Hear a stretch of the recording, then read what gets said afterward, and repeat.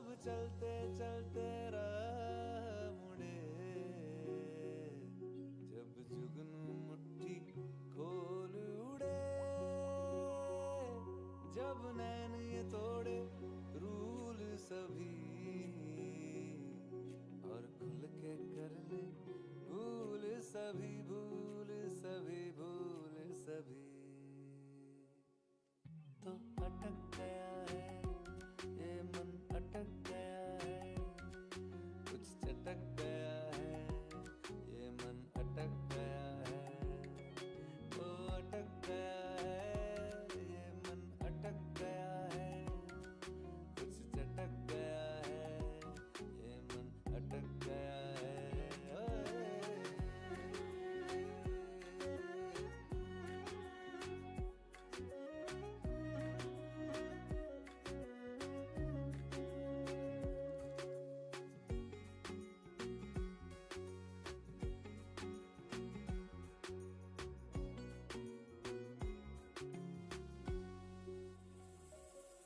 कभी झील है तू और कभी यादों की नाव है, तू ही दिल का किनारा मेरा। कभी धूप है तू और कभी तारों की छाँव है, सारा ही है सहारा मेरा। जब बाकी दुनिया धुंधली लगे, जब रात भी उजली उजली लगे, जब दिल को दुआ मालूम पड़े और धड़कन झट से बूम करे, बूम करे, बूम करे। तो अटक गया है ये मन, अटक गया है, कुछ चटक गया है ये मन, अटक गया है। तो अटक गया है ये मन, अटक गया है, कुछ चटक गया है ये मन, अटक गया है।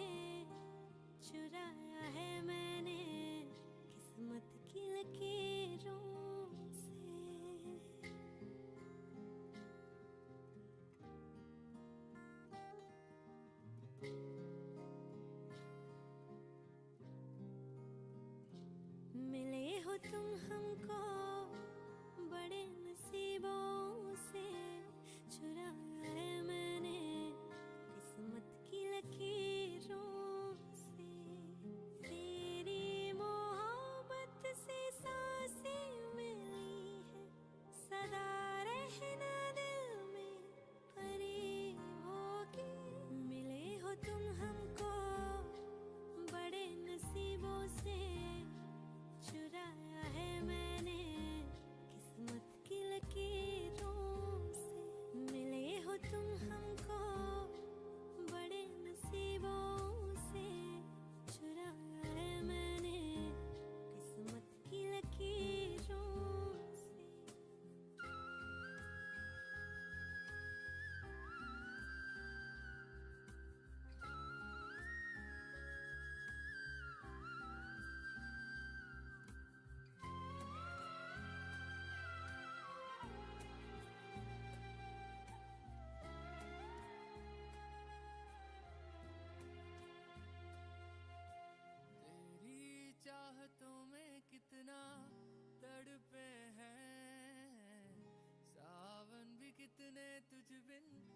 बरसे हैं। जिंदगी में मेरी सारी जो भी कमी थी तेरे आ जाने से अब नहीं रही।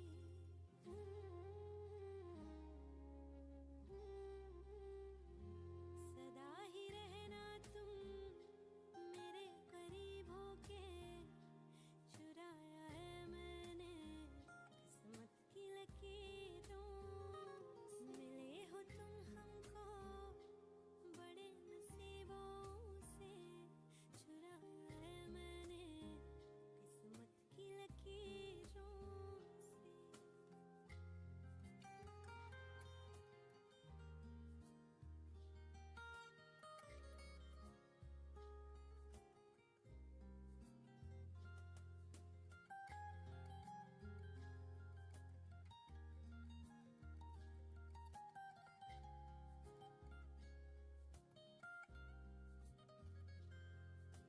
बाहों में तेरी अब यारा जन्नत है, मांगी खुदा से तू वो मन्नत है।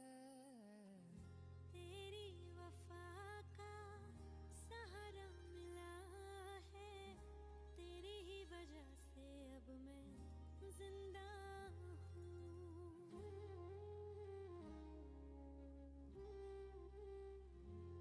तेरी मोहब्बत से जरा अमीर होके, चुराया है मैंने किस्मत की लकीरों से। मिले हो तुम हमको बड़े नसीबों से, चुराया है मैंने किस्मत की लकीरों से।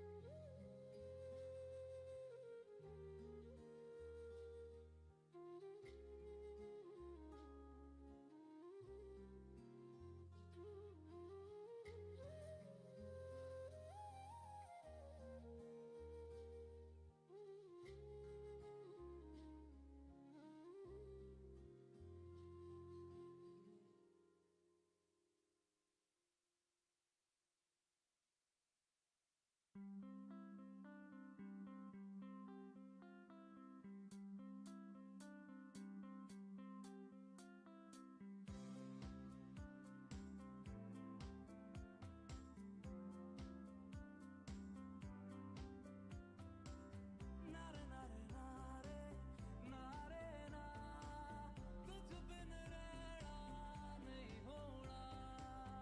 देख तुझे बस है जीना, तेरा होना नजराना। जिंदगानी में होना तेरा, लख लख शुक्र मैं कह रहा। ओ मैया मैनू याद आवे, सुन चर के दी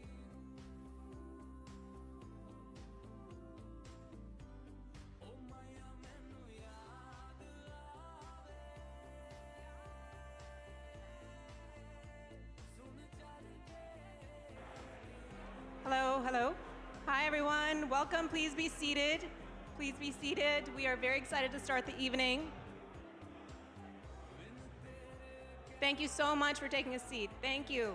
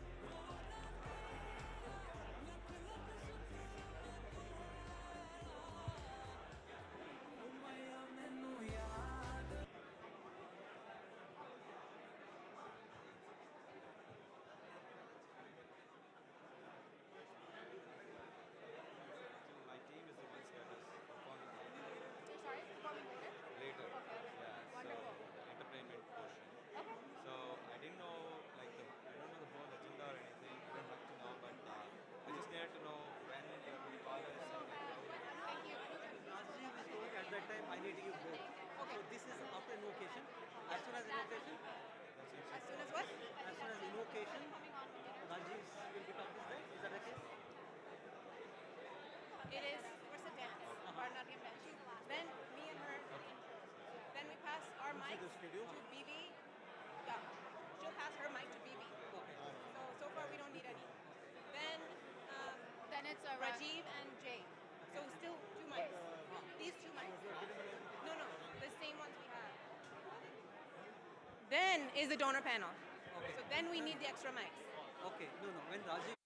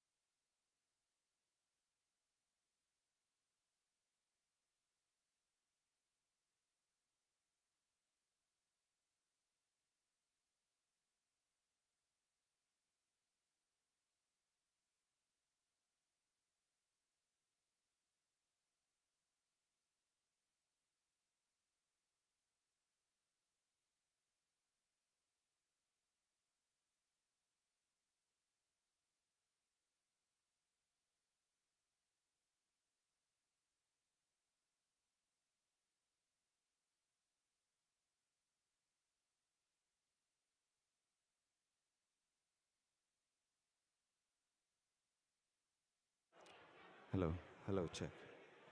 Hello, everyone. Namaste.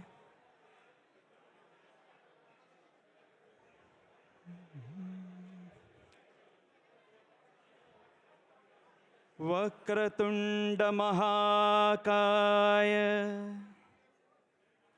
सूर्यकोटिसमप्रभा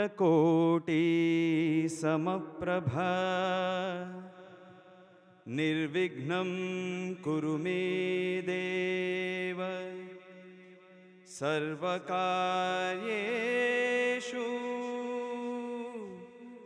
सर्वदा.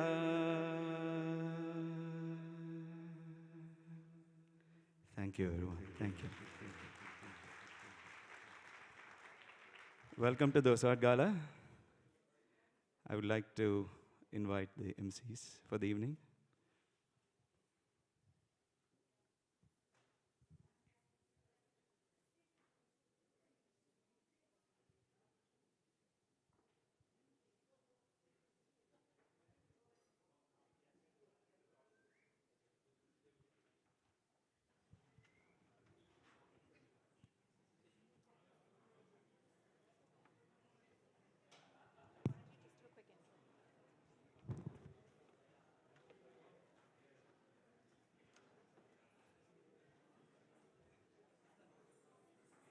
Let's have them just come on. Good evening, everybody. Welcome. We are so excited to be here today for this incredible cause. This is the Giving Gala, and it's an incredible opportunity to celebrate Silicon Valley and what an amazing cause that we're here to celebrate. I'm Nikita, and along with my co-host Simran, we're going to be your MCs this evening. A bit about us. The two of us met years ago studying at UC Berkeley. We were the students who loved startups and technology, and that brought us together. Today, we both work in product management and chase after our toddler girls, who you'll see running around. They're all here.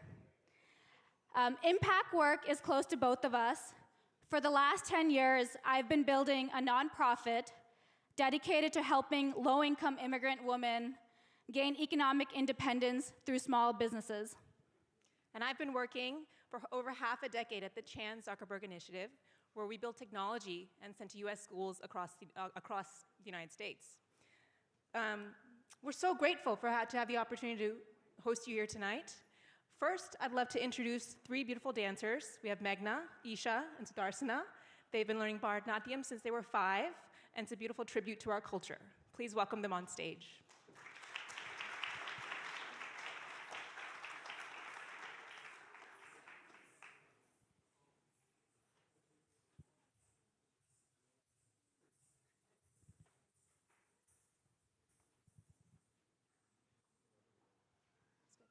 I didn't know what we were doing.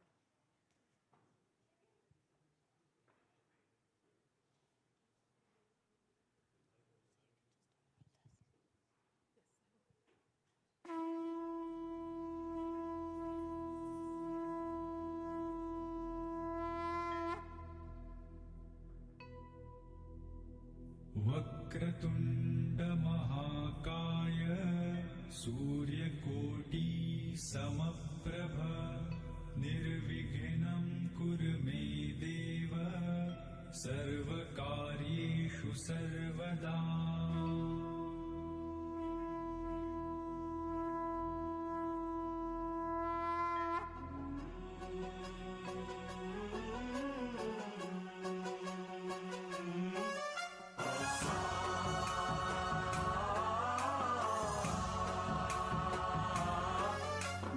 गणनायकाय गणदैवताय गणाध्यक्षाय धीमहि गुणशरीराय गुणमण्डिताय गुणेशानाय धीमहि गुणातीताय गुणाधीशाय गुणप्रविष्टाय धीमहि एकदन्ताय वक्रतुण्डाय गौरीतनयाय धीमहि गजेशानाय भालचन्द्राय श्रीगणेशाय धीमहि एकदन्ताय वक्रतुण्डाय गौरीतनयाय धीमहि गजेशानाय भालचन्द्राय श्रीगणेशाय धीमहि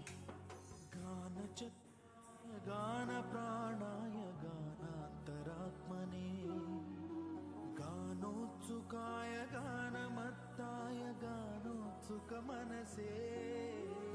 गुरुपूजिताय गुरुदैवताय गुरुकुलस्थायिने गुरुविक्रमाय गुह्यप्रवराय गुरवे गुणगुरवे गुरुदैत्यकलक्षेत्रे गुरुधर्मसदाराध्याय गुरुपुत्रपरित्रात्रे गुरुपाखण्डखण्डकाय सर्वराजाय गन्धाय प्रणयिने गुणवते गणपतये एकदन्ताय वक्रतुण्डाय गौरीतनयाय धीमहि गजेशानाय भालचन्द्राय श्रीगणेशाय धीमहि एकदन्ताय वक्रतुण्डाय गौरीतनयाय धीमहि गजेशानाय भालचन्द्राय श्रीगणेशाय धीमहि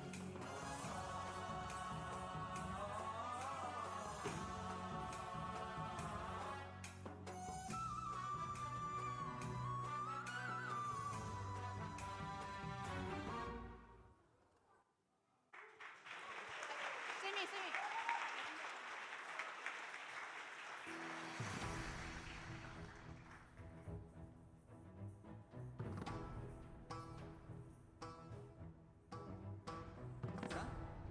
Ding da ding da ding da da ding da ding da ding da da ga ding da ding da ding da da ga jam da ding da ding da da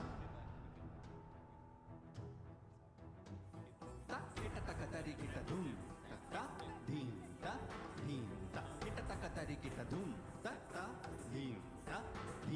taka kita taka tari kita dhum ta ta dhin ta taka ta.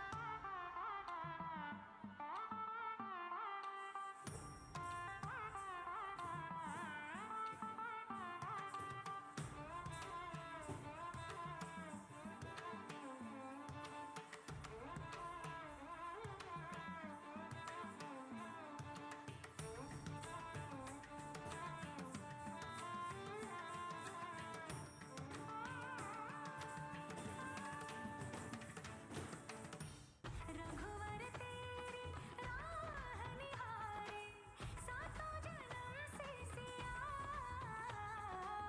घर मोरे परदेसिया आओ पधारो पिया घर मोरे परदेसिया आओ पधारो पिया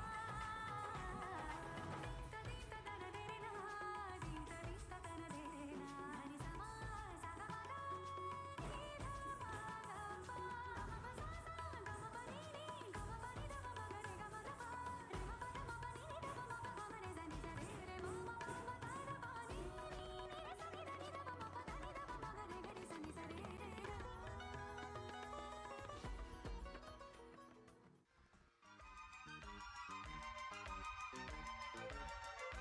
நின்னு கோரி வர்ணம் வர்ணம் இசைத்திட என்னை தேடி வரணும் வரணும் ஒரு கிளி தனித்திருக்க உனக்கென்ன தவம் இருக்க இருவிழி சிவந்திருக்க இதழ் மட்டும் வெளுத்திருக்க அழகிய ரகுவரனே அனுதினமும் நின்னு கோரி வர்ணம் வர்ணம் இசைத்திட என்னை தேடி வரணும் வரணும்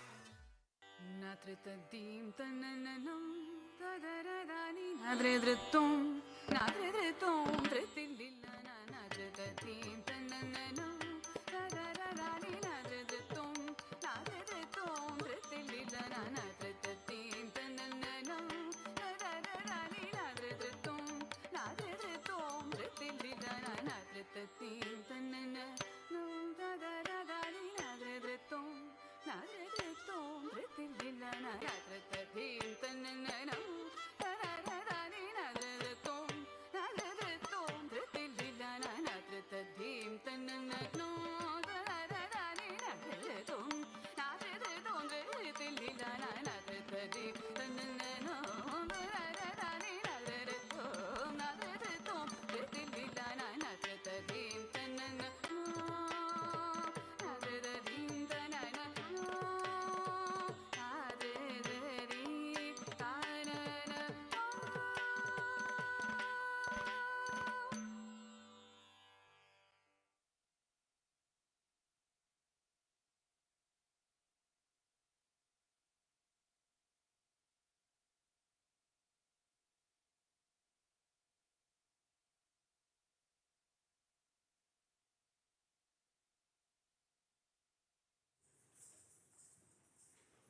Thank you so much. That was a beautiful performance.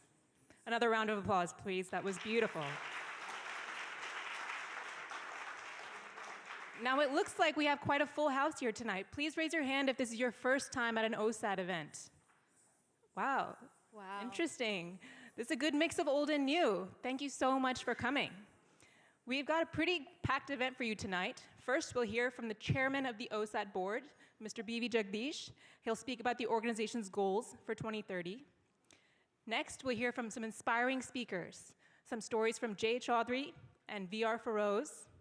You'll hear from some longtime OSAAT board members, donors, about why they've been involved in this cause for so long.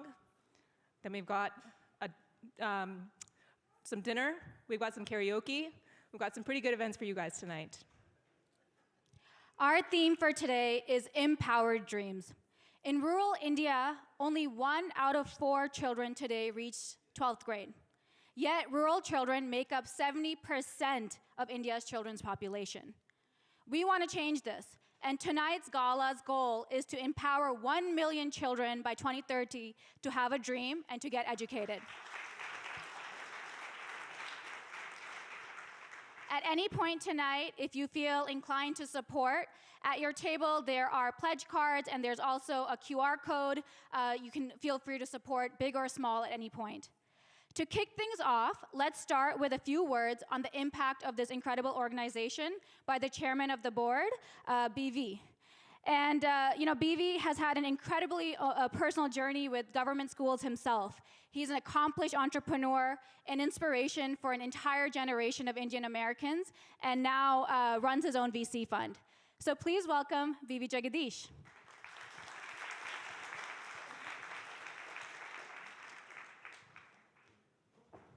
Thank you, Nikita, and thank you, Simi. Good evening.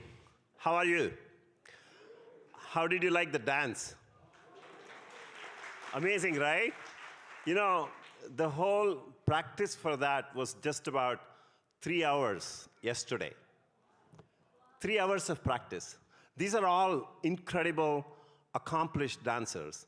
In South India, there's something called Arangetram, and every one of them have given a solo performance for almost like 2.5, 3 hours.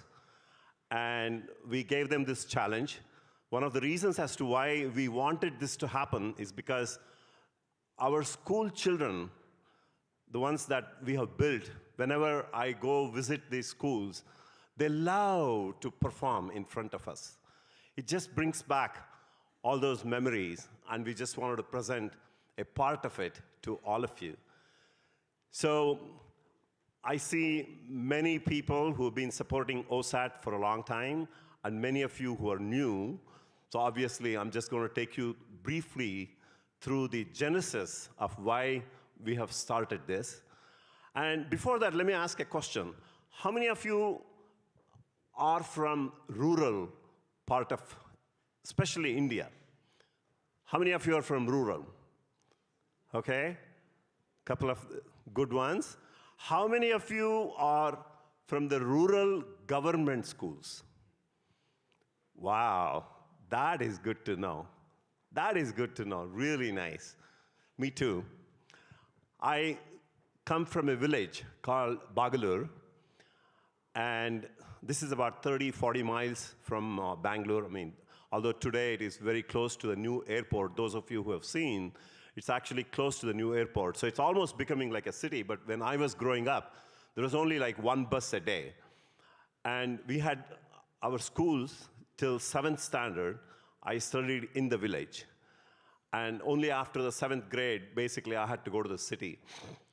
And in 2001, 2002 timeframe, the principal and some of the teachers of the school approached me, and they wanted me to take a look at the school that I went to. And it was really like completely collapsing. So they said, "Sir, you've got to help us." And I went and completely rebuilt the primary, middle school, and the high school, all of that, into totally new buildings. And we started to see over a period of time, the population of the school started to go up.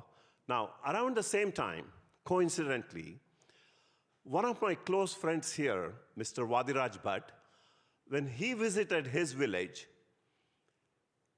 it's the village called Bajagoli, exactly similar kind of scenario. And I'll take you through why this happens. And he came back and he said, hey, we've got to rebuild the school and we have to start this organization. And that's how we named it. At that time, we wanted to build just one school at a time. And of course, today, as we speak, we are building about 17 schools going on right now. Construction is going on. So why are we doing this? What we realized as we were building these schools is that we realized that many of these schools that were built post-independence, right? This is like 50, 60, 70 years. They start falling apart. The schools start falling apart. And the government, unfortunately, doesn't have the budget to rebuild these schools. All that they do is they give some repair money, and they give money for, of course, teachers, principal, and midday meal. All of these things are funded. But there is no budget for reconstruction of these schools.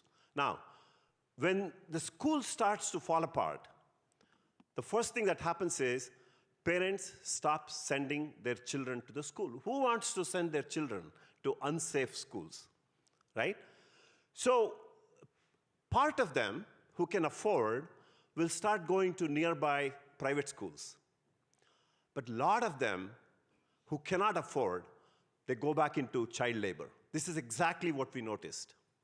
So this is when we felt, hey, we have to interfere in this thing and then help rebuild these schools. And thanks to COVID, during COVID times, I don't know how many of you actually experienced this, you've talked to the children, especially from rural.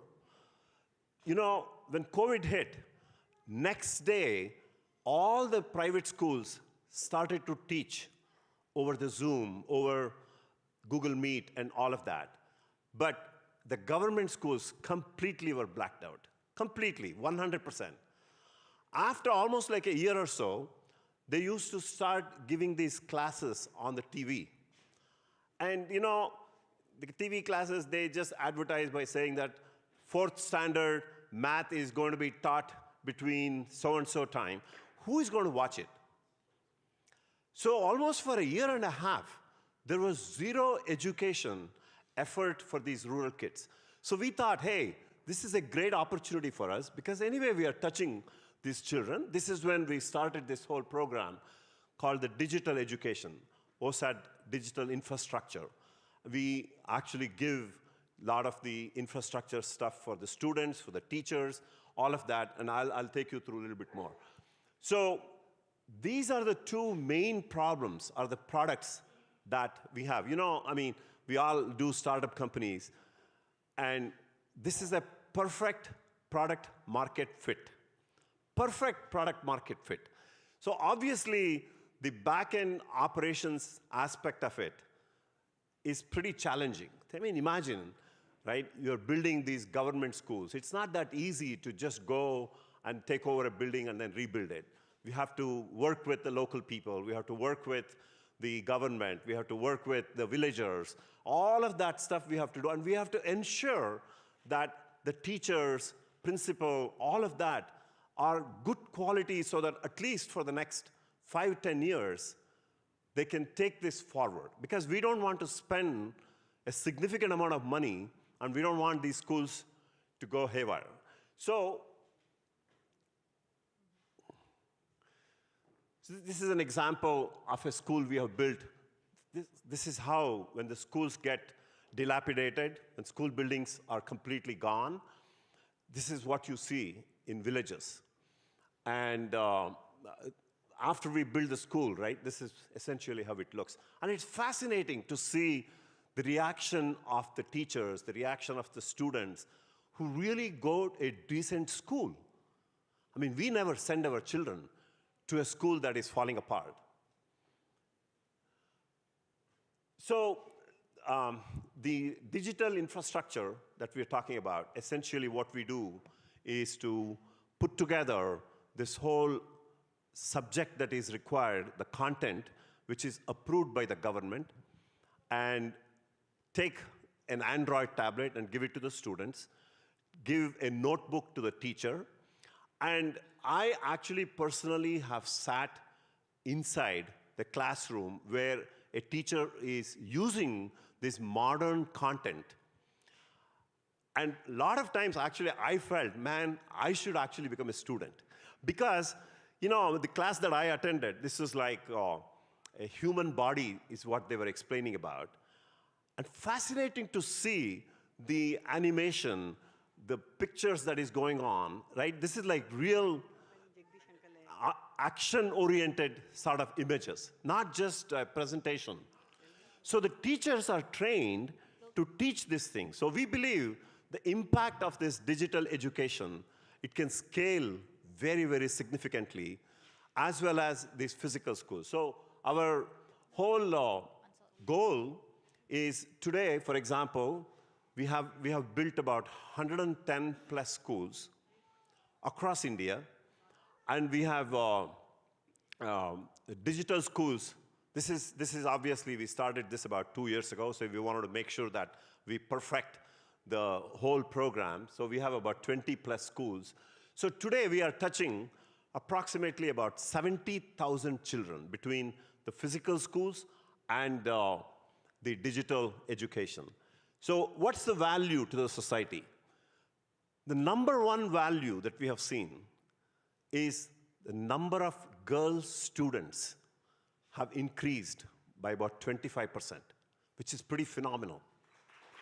Pretty phenomenal. I mean, we all have seen data and statistics about how by giving education to the women or to the girls can change the landscape of the economy, right? So this is the first positive impact that we have seen. The second is the total school population goes up by about 20%. That's a very positive thing. And the digital education obviously helps to bridge the gap between the rural and the urban. And I can tell you 100% of the teachers and the students, they just love what we have done. In fact, they go to the extent that they hold our hands and say, we don't know whether God exists or not, but for us, you guys are like gods. Because that's the kind of impact. Because, those who have gone through the plight of putting their children in a school that doesn't even have a roof, that doesn't have toilets, we go and rebuild these things. And this is hard.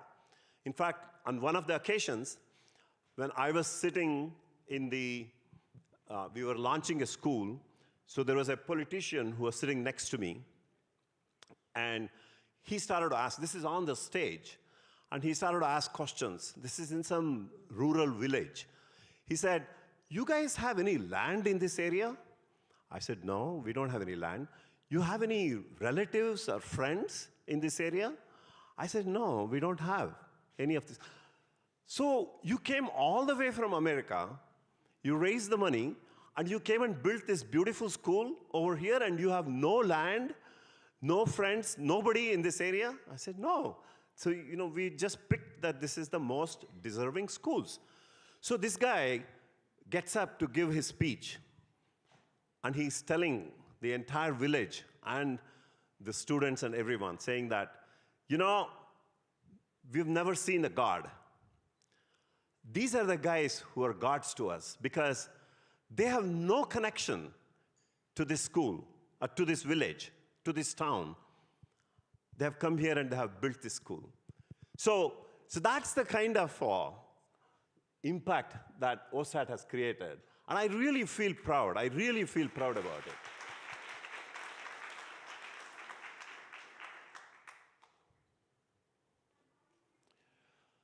So in the physical infrastructure, which is where we go build the schools, we have this proven process. We ensure, as I mentioned earlier, that we pick a school where the teachers are motivated, the principal is motivated, the villagers are motivated, right?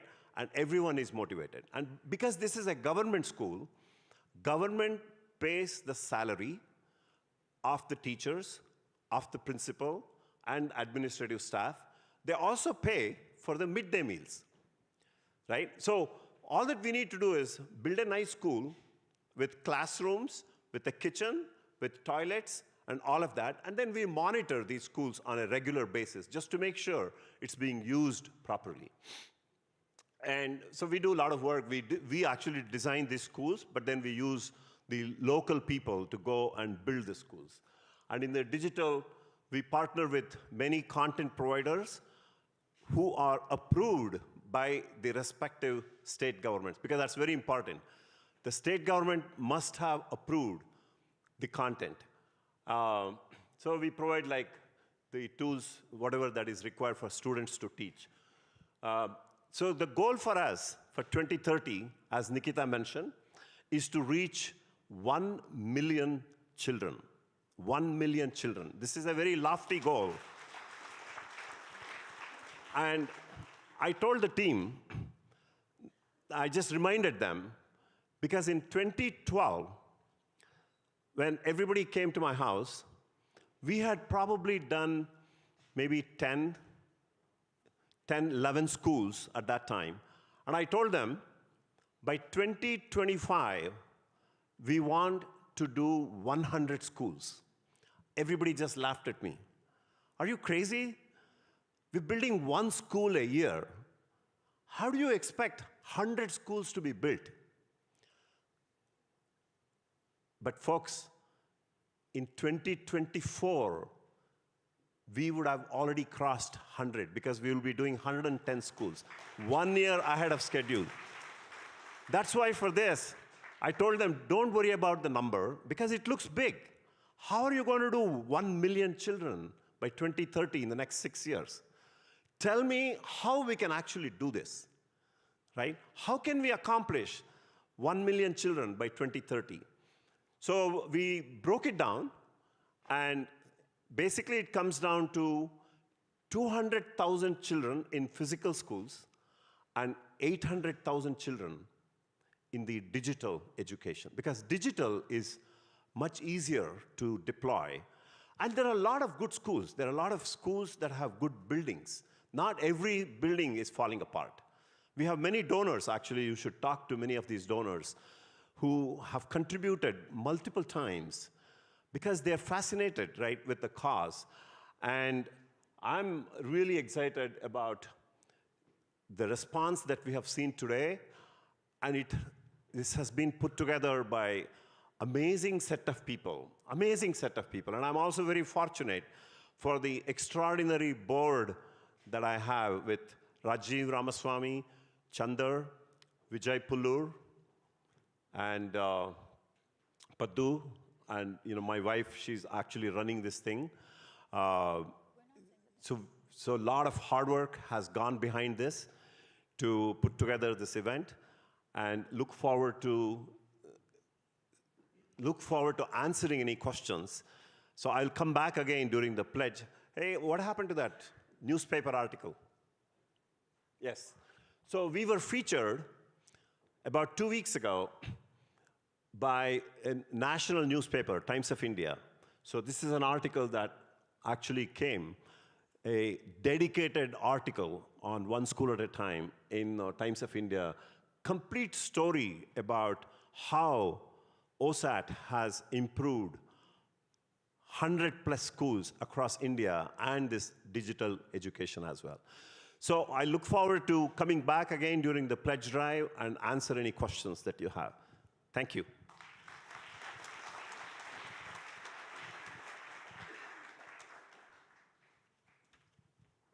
Thank you so much, BV.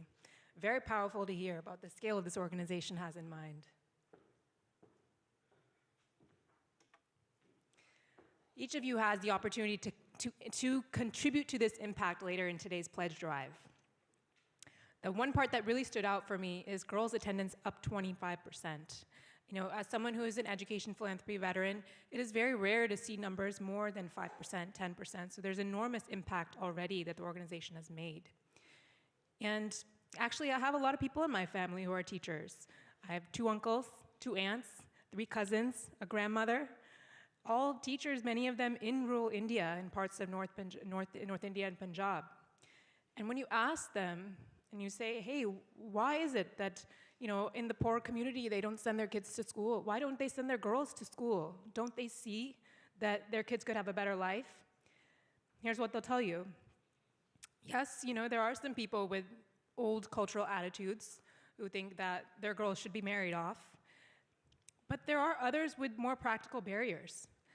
You know, they'll tell you that there's a second income that needs to be earned. There's extra housework at home, especially when the house is full of 8 kids.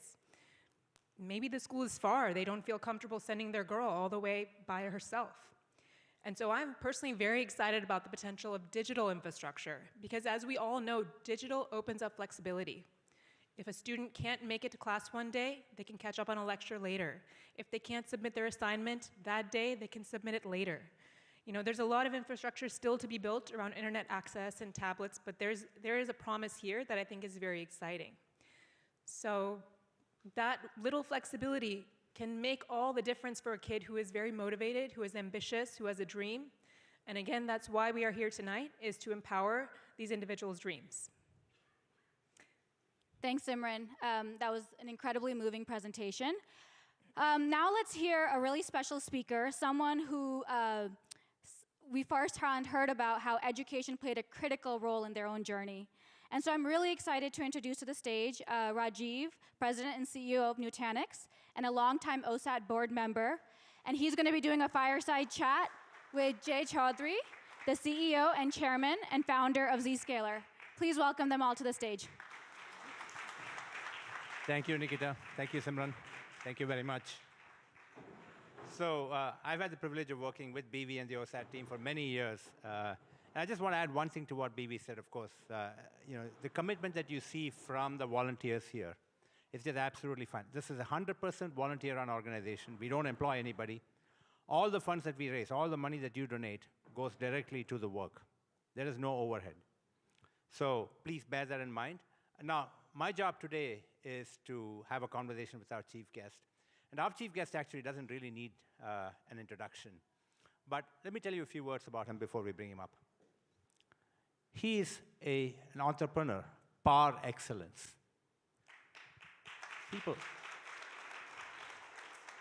Many of us are lucky to do one startup and have a single successful exit. This person has had 4 exits already since the mid-90s, all in the space of security. And the 5th company that he started back in 2007 is this little company that I once knew. It's called Zscaler. Today, it's about $24 billion market cap, publicly traded, and one of the leading cloud security companies. So, without much further ado, I'm thrilled to welcome Jay Chaudhry, founder, chairman, and CEO of Zscaler. Jay, wonderful. Thank you for joining us today. Please, please. Thank you. Thank you for those kind words. Thank you for the generous introduction. And BB, your presentation was moving. It was pretty inspiring. So I've got a few questions, Jay, and I thought we might just have a discussion. First, of course, you know, just phenomenal success at Zscaler. And of course, we're all here with the audience being all professionals in the Valley. And as you look back at your Zscaler career, what are you most proud about in terms of what you've accomplished there? I think what I'm most proud of is raising 3 beautiful kids. By the way, one of them is our MC here, by the way, in case you didn't know that. And teaching them the 3 most important things my parents passed on to me: honesty, hard work, and integrity. Regarding Zscaler, I wanted to do something big and lasting after having done 4 startups. Those 4 companies were typical startups. Startups supposed to be narrow and deep. So you can do some focused area, you do it well. You don't try to build broad stuff, because then you're competing with too many people out there. And having done that, I want to do something big and something lasting. That's how Zscaler was started. And the goal was the following. Technology incrementally evolves all the time. What's a big deal? It's expected.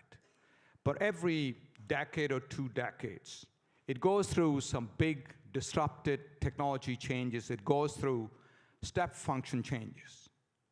And I was looking for what could be the step function changes that could fundamentally change how security is done.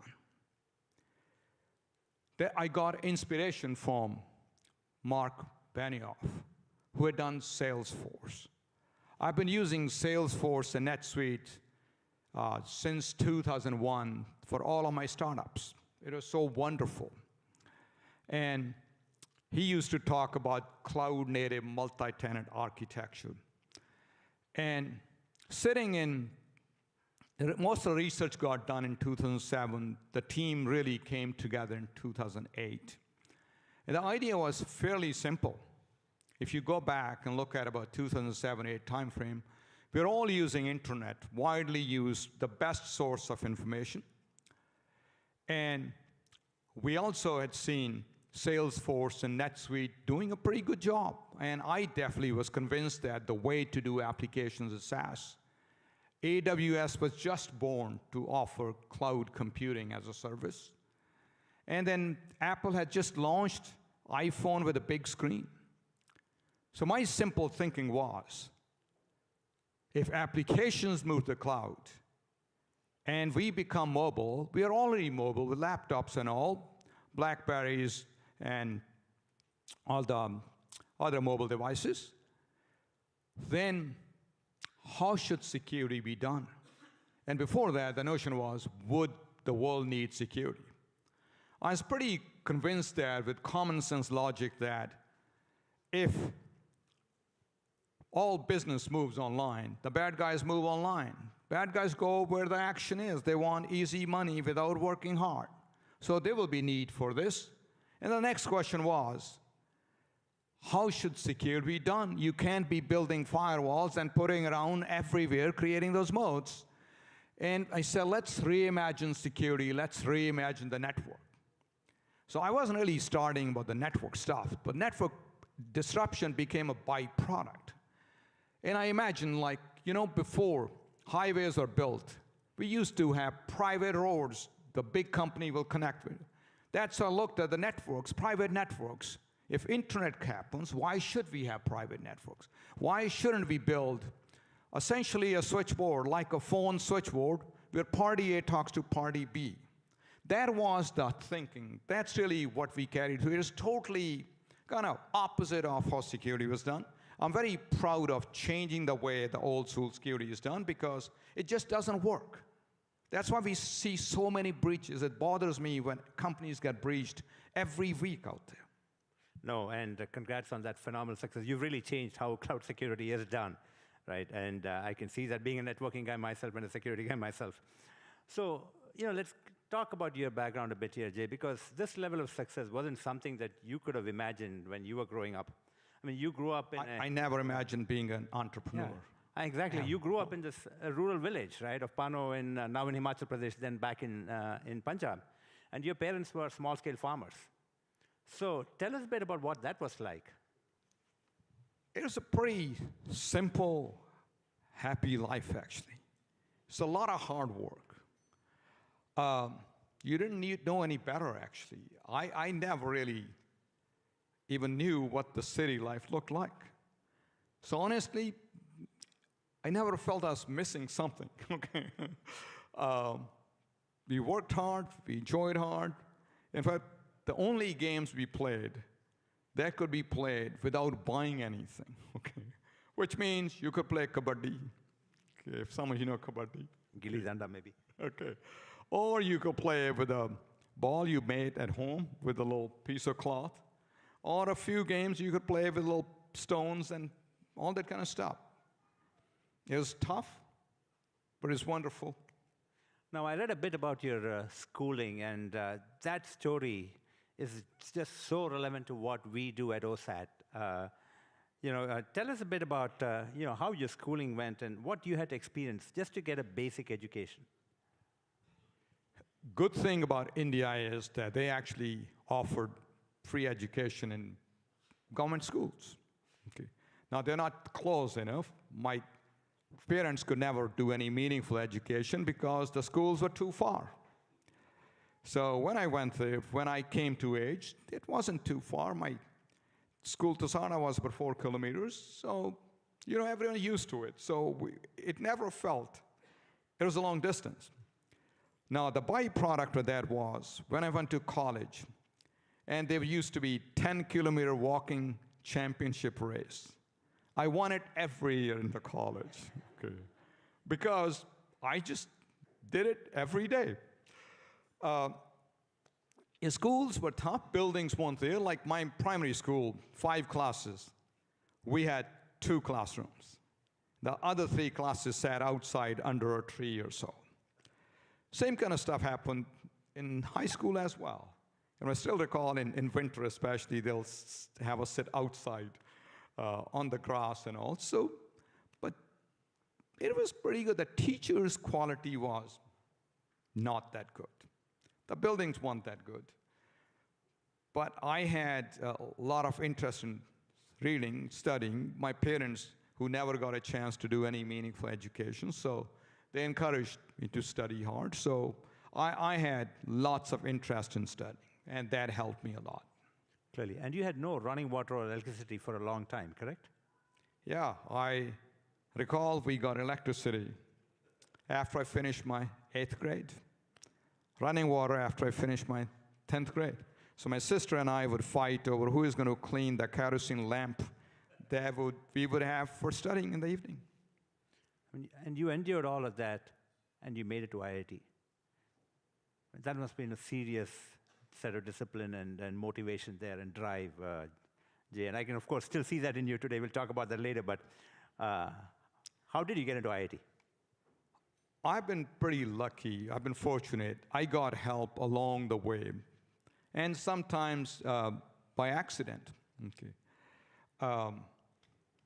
The only thing I knew in my high school was the 2 majors that people would say are good.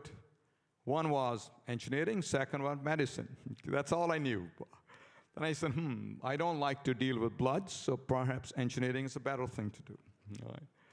So I did pre-engineering, and then it's interesting, till I did that, I had never heard of IITs, okay. I didn't know to apply for IITs. I had some good teachers who saw my talent and hard work. They went out of the way to help me. The college I went to was about 10 kilometers from my village, and my teachers didn't know anything about IIT. My professors didn't know anything. It's funny how I got into IIT. I'll tell you an interesting story. I did my pre-university. That used to be 11th grade those days, and with engineering courses, so you could apply to engineering schools at that time. And this professor of English, he had a relative who used to work at IIT, some administrative stuff.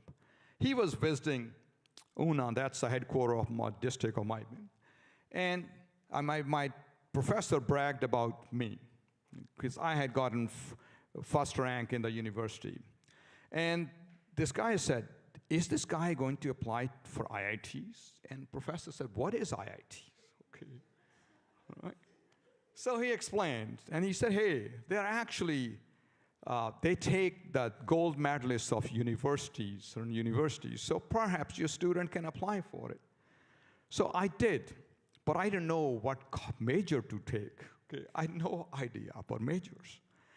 I looked at the list of various majors. I said, electronics sounds good. There was a major called electronics engineering. I kind of knew that electronics dealt with a little bit computers and television, radio kind of stuff. And that's what I took. And then I said, where do I go? I could probably pick up anything. Only 2 schools offered electronics engineering, IIT Kharagpur and Varanasi. So I said, Kharagpur is too far away. Let's do Varanasi. Boom. Let's fast forward to your career here. You had a lot of success, and one of the things I admire about you is your continued persistence, your hunger, and the commitment you have to your business even to this day. And I had a chance to spend some time with you back a few years ago when we were negotiating a partnership. Right.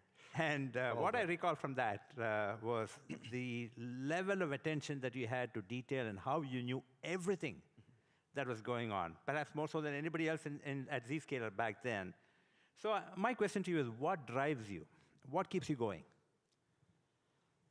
I think we all do well when we do something we enjoy. Okay. So either you fall in love with what you do or you get out of it. Right? That's what I think.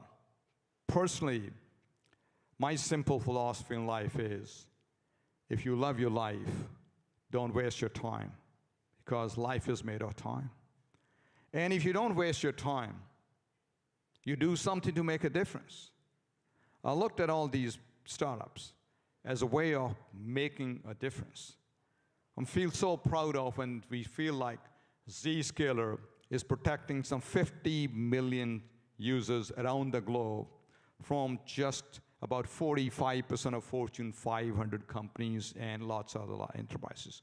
So when you enjoy and you want to really do good, the work is no longer like work. It becomes your hobby. And then it's very exciting. So it's not a matter of working hard to get the extra detail. When you enjoy something, you understand it, you want to go the extra mile. That's how I looked at it. On that note, one of the interesting things that I've heard you say in the past is that you have very little emotional attachment to money. Can you elaborate? It's probably because I never saw money in my childhood. Okay? There was no sense of figuring out money. And I think that has been helpful. So, the kind of help I got when I got into, I was applying for coming to the US, right? Now, when I was in IIT Varanasi, everyone talked about going to the US for master's. So I applied multiple schools. The only school I could pick was if they offered me full tuition scholarship and all.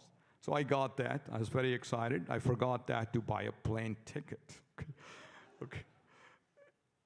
Then I was kind of disappointed.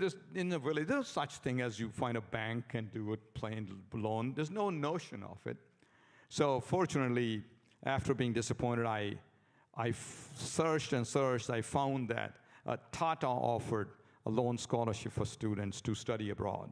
It was wonderful. I applied, I got it, and they bought a one-way ticket in the program and say, go, be successful, and if you are, return the money so we could use it. That's how I got here. And then they gave a ticket and $200. It was wonderful. But then, there's always desire to excel, to do well. And I think that probably came from, I read lots of books. I somehow fell in love with the study. My high school had only literally 3 almaras of books. That was a library. I was just so fascinated, I read all of them. Okay, there wasn't much left. And there's some of them books are inspirational and motivational books. Probably that played a very important role for motivation. And also, success breeds success. Succeed, you want to get to the next level, you want to get to the next level. So I did well here too, but then when time came to do the first startup, that was a kind of by accident too, right? There are 2 things maybe it's worth mentioning how I moved into here. I was a software developer like most Indians who came at that time in the 80s, right? That's the only job you did. And it was a small startup in Cincinnati where I went to school. They said, hey, I did summer internship there. They said, if you work for us, we'll get you a green card. I said, great, that was #1 priority. Right? And they did, but they had a small team. One day, the sales engineer called in sick. And my boss said, hey, you wrote this system. Why don't you do a demo? I did the demo, and demo went extremely well. I said, wow, that's a lot more fun than writing code all day long. I mean, that's all by accident. I moved from engineering. Then I started to go and work for someone in sales and marketing. I called IBM, moved there. So that actually played a role. Had I not moved to IBM, I probably would not have done startups, because sitting in Cincinnati out there, what's startup and all? So that gave me a broader exposure to the business world. IBM was the best training ground for sales and marketing. And then in '96, this was another, almost call it an accident, to do my first startup, because I had no background of entrepreneurship in my family. I was studying, I love to study everything. When Mark Andreessen did his company at that time, it was Netscape. I was reading about it, browser, World Wide Web, you can access information from anywhere. I was fascinated by it, and I thought this thing is bound to take off. If it does, security should become an issue. So let's start a security services company. Now this is where it was kind of interesting. I went around, I didn't have any experience in startup. There's no friends in entrepreneurship. Atlanta was not a great place to learn. So I ended up reading or figuring out, went to a few VCs around in Atlanta. They said, hey, what startup experience do you have? So I failed to raise funding. Then my wife, Jyoti, who has played an amazing role in this journey. I mean, she's really does all the stuff. I'm more of a mouthpiece. She's shy about it. But she was with me all along, and then we said, hey, the only way we can do a startup is if we put a life saving on the line. Okay. And I mean, I was ready, and she was ready, so we said, let's go for it. In fact, to make things more exciting, she was working at Bell South at that time as a business analyst. Said, if you quit your job too, then we don't have to hire someone in finance. She has an MBA in finance and a master's in information systems. So we went together.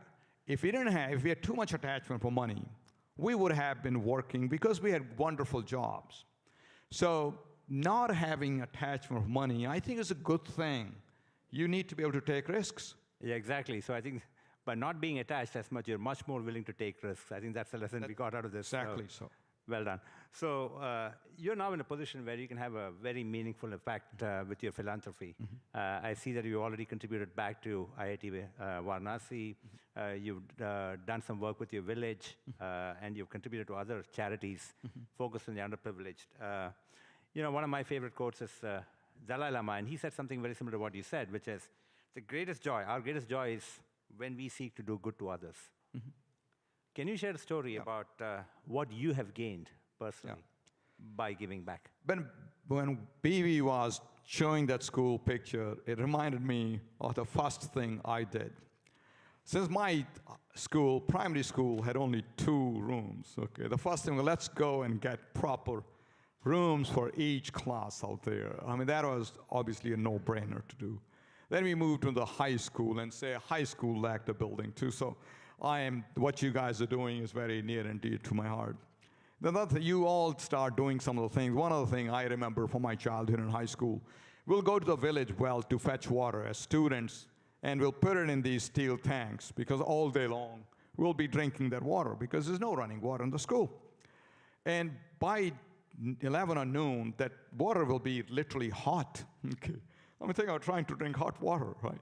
So one of the projects I initiated was really putting some of these water coolers in our schools. And by that time, there was running water, but you could add a cooler. My brother, Daljit, who is here, he's a school teacher all his life. And he played a big role in helping us do all that kind of stuff. So I think being able to give back is a wonderful feeling, especially, I say, if really we are fortunate to get to a level where we can. It's wonderful. So obviously you start near and dear to your places, your own university. Recently been involved in my University of Cincinnati here, where we have a number of scholarships that are being given to poor and needy students. So, I mean, quote unquote, is people who have interest and desire, but have limited financial resources. I think once you empower them, you empower a lot of their family members. So you're not really helping one student, you're helping the entire family. By the way, that lack of attachment to money not only applies to risk-taking in startups, but also applies to charitable giving for the benefit of everybody here. And, Of course. So my last question here, we're here with many possible donors here who are considering making donations to charity. What advice would you have for them? Look, I mean, you've seen role models. I was sitting and watching BV's presentation. I said, this is wonderful. I think it generally takes a few leaders to start these programs, right? And then a lot of people get pulled in. So the kind of work you're doing is amazing. I've been involved in a couple other bodies like AIF, doing some of the amazing stuff. Other body here doing a lot of these eye surgeries. That team is doing some amazing job. I think hats off to people who pull all this thing together to make it happen. And then a lot of us can contribute and make a difference. I think if you really think about it, the money, a dollar here, goes a long, long way in India and really saving life, helping life. There are lots of ambitious people in there. You know, one of the other ways I wanted to give back to India was being able to offer jobs. Okay. So before we opened our Silicon Valley office, we opened our office in Bangalore. Okay. Today, almost 40% of our employees are in India. Okay. It's remarkable. I mean, it takes a while to find good employees in India. Once you find them, they're brilliant. And the life, the impact I've seen on the families of these people is remarkable. So I encourage all of you to say, let's step up and make a difference. Thank you very much, Jay. And with that, please, give it to James. Thank you so much for joining us. Wonderful. Thank you. Thank you. Thank you.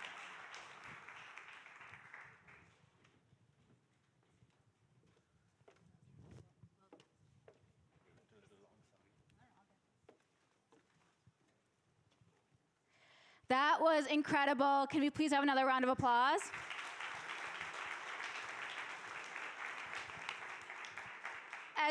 As we mentioned, right, the theme for tonight is Empowered Dreams, and what an incredible story. It shows the power of education, the power of being passionate for what you do, and the power of also teachers finding talent in all of us. I think what's powerful in this room today, and for so many stories, I've met so many of you, is we all have a story, right? Often it's a trailblazer in our families whose education and risk-taking changed the trajectory for a family or even a whole community. In Jay's case, he was able to start a company, and that company has made employment happen for so many people. All of us have smaller stories too, right? My father was the first in his family to go to college in India. My mother came to the US from New Delhi, and she was the first person in our family to immigrate to the United States. She traveled to the US alone, got a job as a QA engineer, and established our base in Marin County before my father, my brother, and I joined a few years later. I didn't know it then, but in 1996, hearing and witnessing all of these firsts through my parents instilled in me the invaluable importance of education, persistence, and taking risks for the first that so many of us have to come later in our lives. Yeah, I think a lot of us can relate to being the first or having someone in our family who was the first. I saw so many nodding heads. This is what brings most of us here tonight. So now let's hear firsthand from folks who have been early believers of this dream and played a pivotal role in opening schools across India. It's my pleasure to introduce our panel moderator, Chandar. Chandar is an OSAAT board member, a president of go-to-market at Workato, previously served as CMO of Marketo and Coupa Software. Let's please welcome Chandar and our panelists to the stage. Thank you.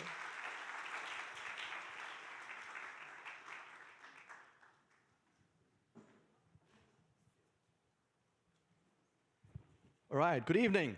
Can we bring some energy out here? Good evening, how's everybody? Thank you. Thank you. We are closer to dinner than 45 minutes before. We're getting there. We have this panel session, I'm going to introduce that, and we have an amazingly inspirational speaker after this, Feroz sitting right there. So once we do that, we'll be closer to dinner and have some good time. But today, I'm going to piggyback on what Rajiv and Jay talked about the giving, and today we have three great leaders that I'm going to move away from right here. And I want to introduce all of them. And before I get to individually any of them, what they have is that they operate every day in the power of and, not or, and. So they have been very successful in driving high-performance teams in their organizations, and yet infused purpose into their personal life as also professionally in their organizations. So it's a great story. They're both go-givers and go-getters, so we're going to hear from them. And before I get to them, I just want to accentuate one thing that BB talked about, but maybe didn't emphasize in 3-inch headlines. He talked about the windshield of excitement that we have 17 new schools coming up. But if you look at the rear view mirror of achievement, there are 100+ schools that have been completed, 80% of which in the last 3 years. That deserves a big round of applause to all the volunteers, as Rajiv said, who take almost all the credit for this. So we have three great leaders here. First, Guru. Guru is an amazing entrepreneur, serial entrepreneur. His first company, Rhapsody, was very successful, bought by Broadcom. Brocade was now Broadcom. Second company, Store Simple, scaled it and sold it to Microsoft. The third company, Cloud Simple, as you can see, the pattern of his companies, was scaled very successfully and sold to Google. And if you just add up the GDP of the companies that has bought his companies, that's the third largest economy in the world. So congratulations, Guru. Right? Wonderful story, right? The next, we have the one and only Raghu. What a stellar career, 20+ years at VMware, finishing as CEO, and before that, a great partner to Rajiv in the product organization. And give it up for Raghu, who's here today. And the third one needs no introduction to those of us who've been to OSAAT before. The one and only Kirti, an amazing example that operates in the power of and that I talked about, infusing purpose as much as performance. Speaking of performance, he's built great teams. Aruba Networks, he was the CEO, co-founder and CEO of Aruba Networks, and now CEO of Anyscale. And so I can do 1-hour session just talking about leadership and inspiration and all these things from them, but I'm going to sharpshoot this. 20 minutes, we're going to bring performance and purpose into this discussion and go forward. So let's get started. Everybody ready? All right. Okay, so before we get into the panel in terms of specifically performance and purpose, I want the audience to know 60 seconds about you, or a fun fact that none of us know about. Guru, I'm going to start with you.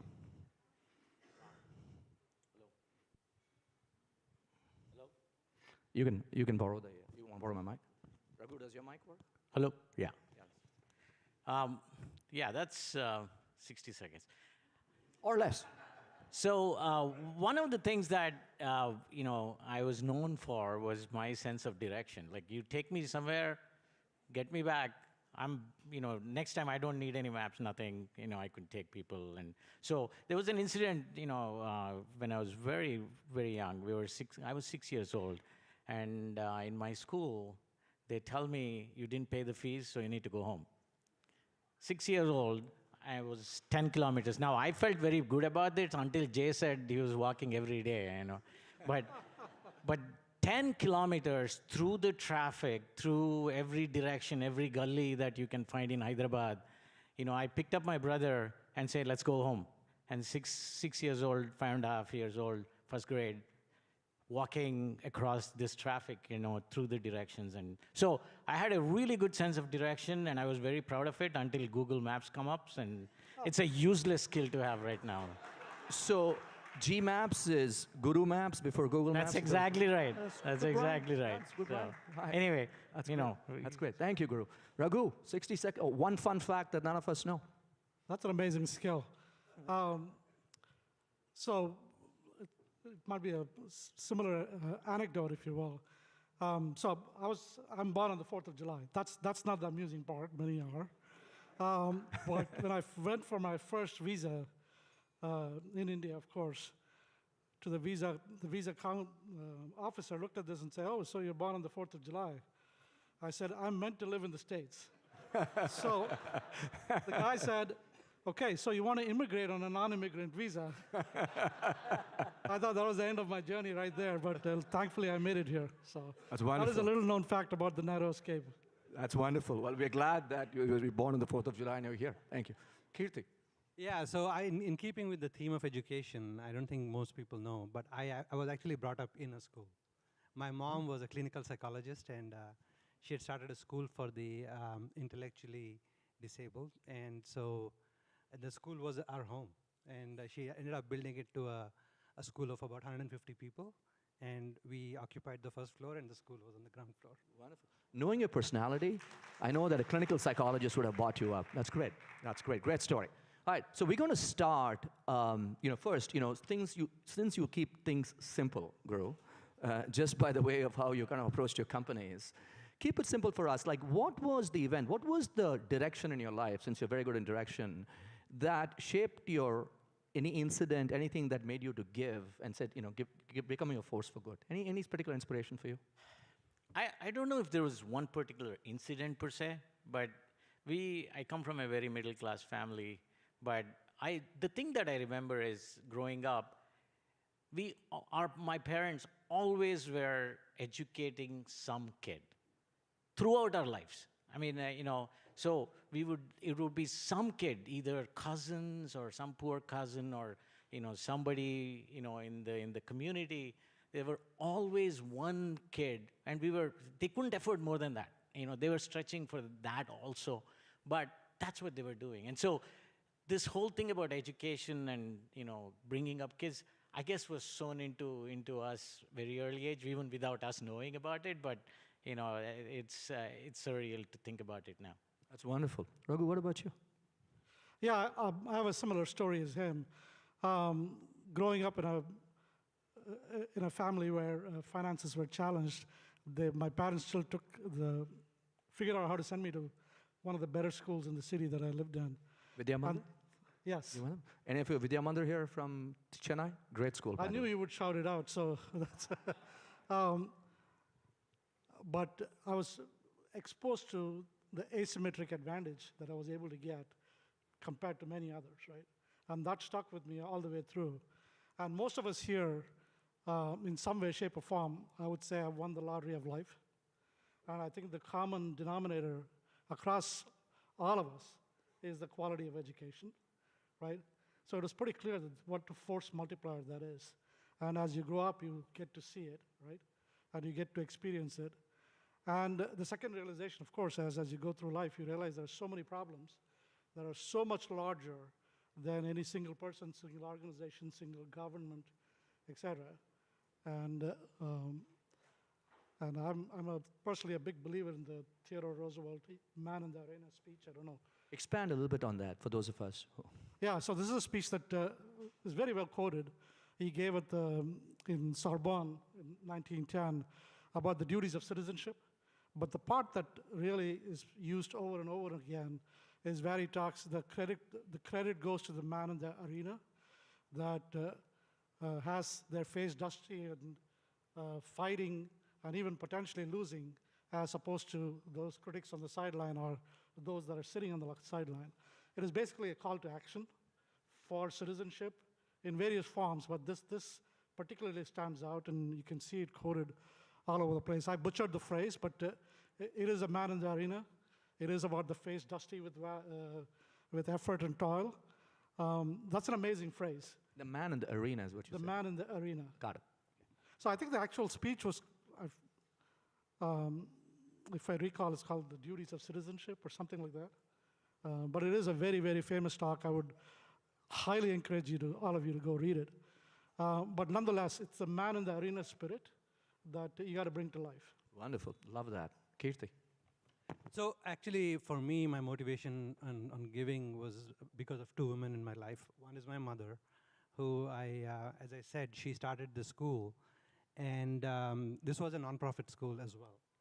And I saw her and my dad struggle with fundraising all the time. Even though there was government grants that were being given to the school, it was really a struggle to scale the school, and fundraising was a very, very important part of the activity. And it motivated me to be on the other side, saying, when I grow up, I want to be able to make so much money that I never have to ask. I want to be able to give to these things. And so that was sort of one thing, but the journey of giving here started with Sneha, my wife. Her grandfather was a headmaster in a rural school in Sulya in Sneha, can you please Karnataka. stand up for a second? Sneha is right there. There's- She is really the... And so her grandfather called her and said, hey, I have two girls who need to be educated. Their parents are not well off and they need some money. And this was in the late 90s. And it was not a lot. As Jay said, the dollar goes a long way. So we could contribute to their education, and the girls have done really well. And then when we went back, he said, hey, this school doesn't have bathrooms for girls. Could you help us build it? So we did that. And that's how the school journey began for us. And as we got involved with OSAAT, we just felt that calling continued at a much bigger scale now, obviously. Wonderful. That's great inspiration for us. Raghu, I'm going to start with you because a lot of us have, first of all, there's a personal aspect of giving. And then there's many executives in the room that how do you inspire organizations to do that, right? And you've done an incredible job. I was reading something at VMware that every employee was given $250. And you had democratized the aspect of giving across the organization that you can do good and do well at the same time. So how do you institute, it's a culture of giving, and when the organization is so focused as a public company on performing, et cetera, how do you bring that right mix into an organization, Raghu? Yeah, by the way, it was a lot more than $250. I think I would say there are 3 or 4 levers that you have. Firstly, I would say it's, while the CEO obviously is the leadership position that drives this, especially when it comes to philanthropy, as it is in many other corporate activities, leaders are not very often declared leaders by the virtue of their title. It's by the virtue of their behavior and how they drive. Beautifully said. So it could be literally an individual contributor by way of their title, but at VMware, we had countless examples of those folks driving these sort of philanthropic activities. But from a leadership, corporate leadership, or a CEO or a senior leadership level, you got to do 2 or 3 things. First is you got to own it, right? You got to talk about it, you got to lead from the front, and you got to own the message around it, and it's got to be as important a message as the rest of your business messages. That's, I would say, is number 1. Number 2, I would say, is the culture and values. VMware, we were very fortunate. One of our early CEOs was Paul Moritz, who was the number 3 guy at Microsoft for a long time. Microsoft.net. And he very often used to talk about this phrase that is one of my favorite phrases, winning the lottery of life, as I used it a few minutes ago. And he inculcated the first set of values for the company. One of them was it's called the EPIC 2 values. One of them is community. And so that was internalized for a while. And as Jay and others know, culture is not about what you put on the boards here. Culture is what people do when you don't tell them what to do, right? I mean, that's how it is in our regular lives as well. And so this culture of giving was baked in as part of the overall culture of VMware. And it took great roots, right? And then the role of senior leaders, again, is to create the enabling environment. So we created the resources for it, like the grants that you talked about. We had end-of-year grants, and we teamed up with a lot of associations to bring those charitable associations in. One of the innovations that I think we were one of the earliest ones to do in the Valley was what we call citizen philanthropy. And usually the practice was the company would sponsor and name your charitable organization, International Red Cross, what have you. So we flipped it around and said, look, every one of us has a desire and a set of causes for which we are passionate about. So let's instead push the money towards them and make it easy for them to find the charitable institutions, donate it, let's match it. And so we created a whole resource organization around this that made this work. And then last thing was we celebrated it. So at our all-hands meetings, team meetings, we created room for them to go out and do, they were allowed 2 weeks to go to what we call Tech for Good activities. So you create the enabling environment, you create the messaging, you celebrate the leaders, like I said, from any role, right? And you build it into your values. I think those are things that companies can do. Organization, you don't have to be a company to do it, by the way. You can be a team that can do it. So that framework of enabling messaging and celebration is a good framework for all of us to take. The challenge, that's a great answer. So Guru, I'm going to ask you this. When you're VMware and you're operating like a mega brand, and there's good money that you can go do, But when you started Cloud Simple or Store Simple, you're trying to kind of meet the next quarter internally for the board members to say that you're going the right direction. How do you bring this early into an org? How do you what? Bring this element of giving early into an organization that is earlier in its stage. Oh, into an organization. Yeah. Yeah. Maybe you won't like this answer, but as a startup, you're not into, giving to the organization at the size that we are in. Thank you for right? wearing the polygraph today. Appreciate that. So it's all about, how do I get to my next milestone, get the next quarter, and, So Naveen Chadha right there is saying, is my startups actually doing that, or is it not? But, I think, sorry, having said that, I think there is a sense of, where you belong within the community, what you do to the community, that matters a lot when you are at that stage of a startup. Yeah. And that means a lot in terms of, what you do. And just bringing that sense into employees is a good thing to do. But again, going the full-blown charity route, matching and things like that. I was talking about the seating, but your point is valid on that piece. I appreciate the honesty here. Kirti, I'm going to kind of come back to you and go forward. You built networks to be professionally successful, but you're building communities in your personal life to be personally enriched, because networks don't show up to events, communities do. Networks are about nodes, communities are about people, right? And so you've been a great champion of the OSAAT cause. And so for every one of us who has an opportunity to give and says, why should I give to OSAAT relative to giving to anybody else? What's your perspective on what is the onlyness of OSAAT as an organization? But why OSAAT? It's because it's a direct link from that cause. And you saw BV when he came up and spoke about the vision that is being driven from the top. And it's not just it's not just the vision. The entire organization, and I've had the good fortune now of being involved with OSAAT for over 10 years. And I see the impact of every dollar that you give. Every dollar makes its way to the ground. And when you have an opportunity, I highly recommend visiting some of the work that is happening on the ground. And it's really hats off to these people who all have corporate jobs. They work and yet find the time to go out there and spend the time in making the cause really come to life. And the little thing we can do is contribute to that. We can't be on the ground and make the impact like they are, but helping them make that impact and really giving it to the, and 100%, every dollar that's donated goes to the cause. That's wonderful. Give it up for that. Thank you.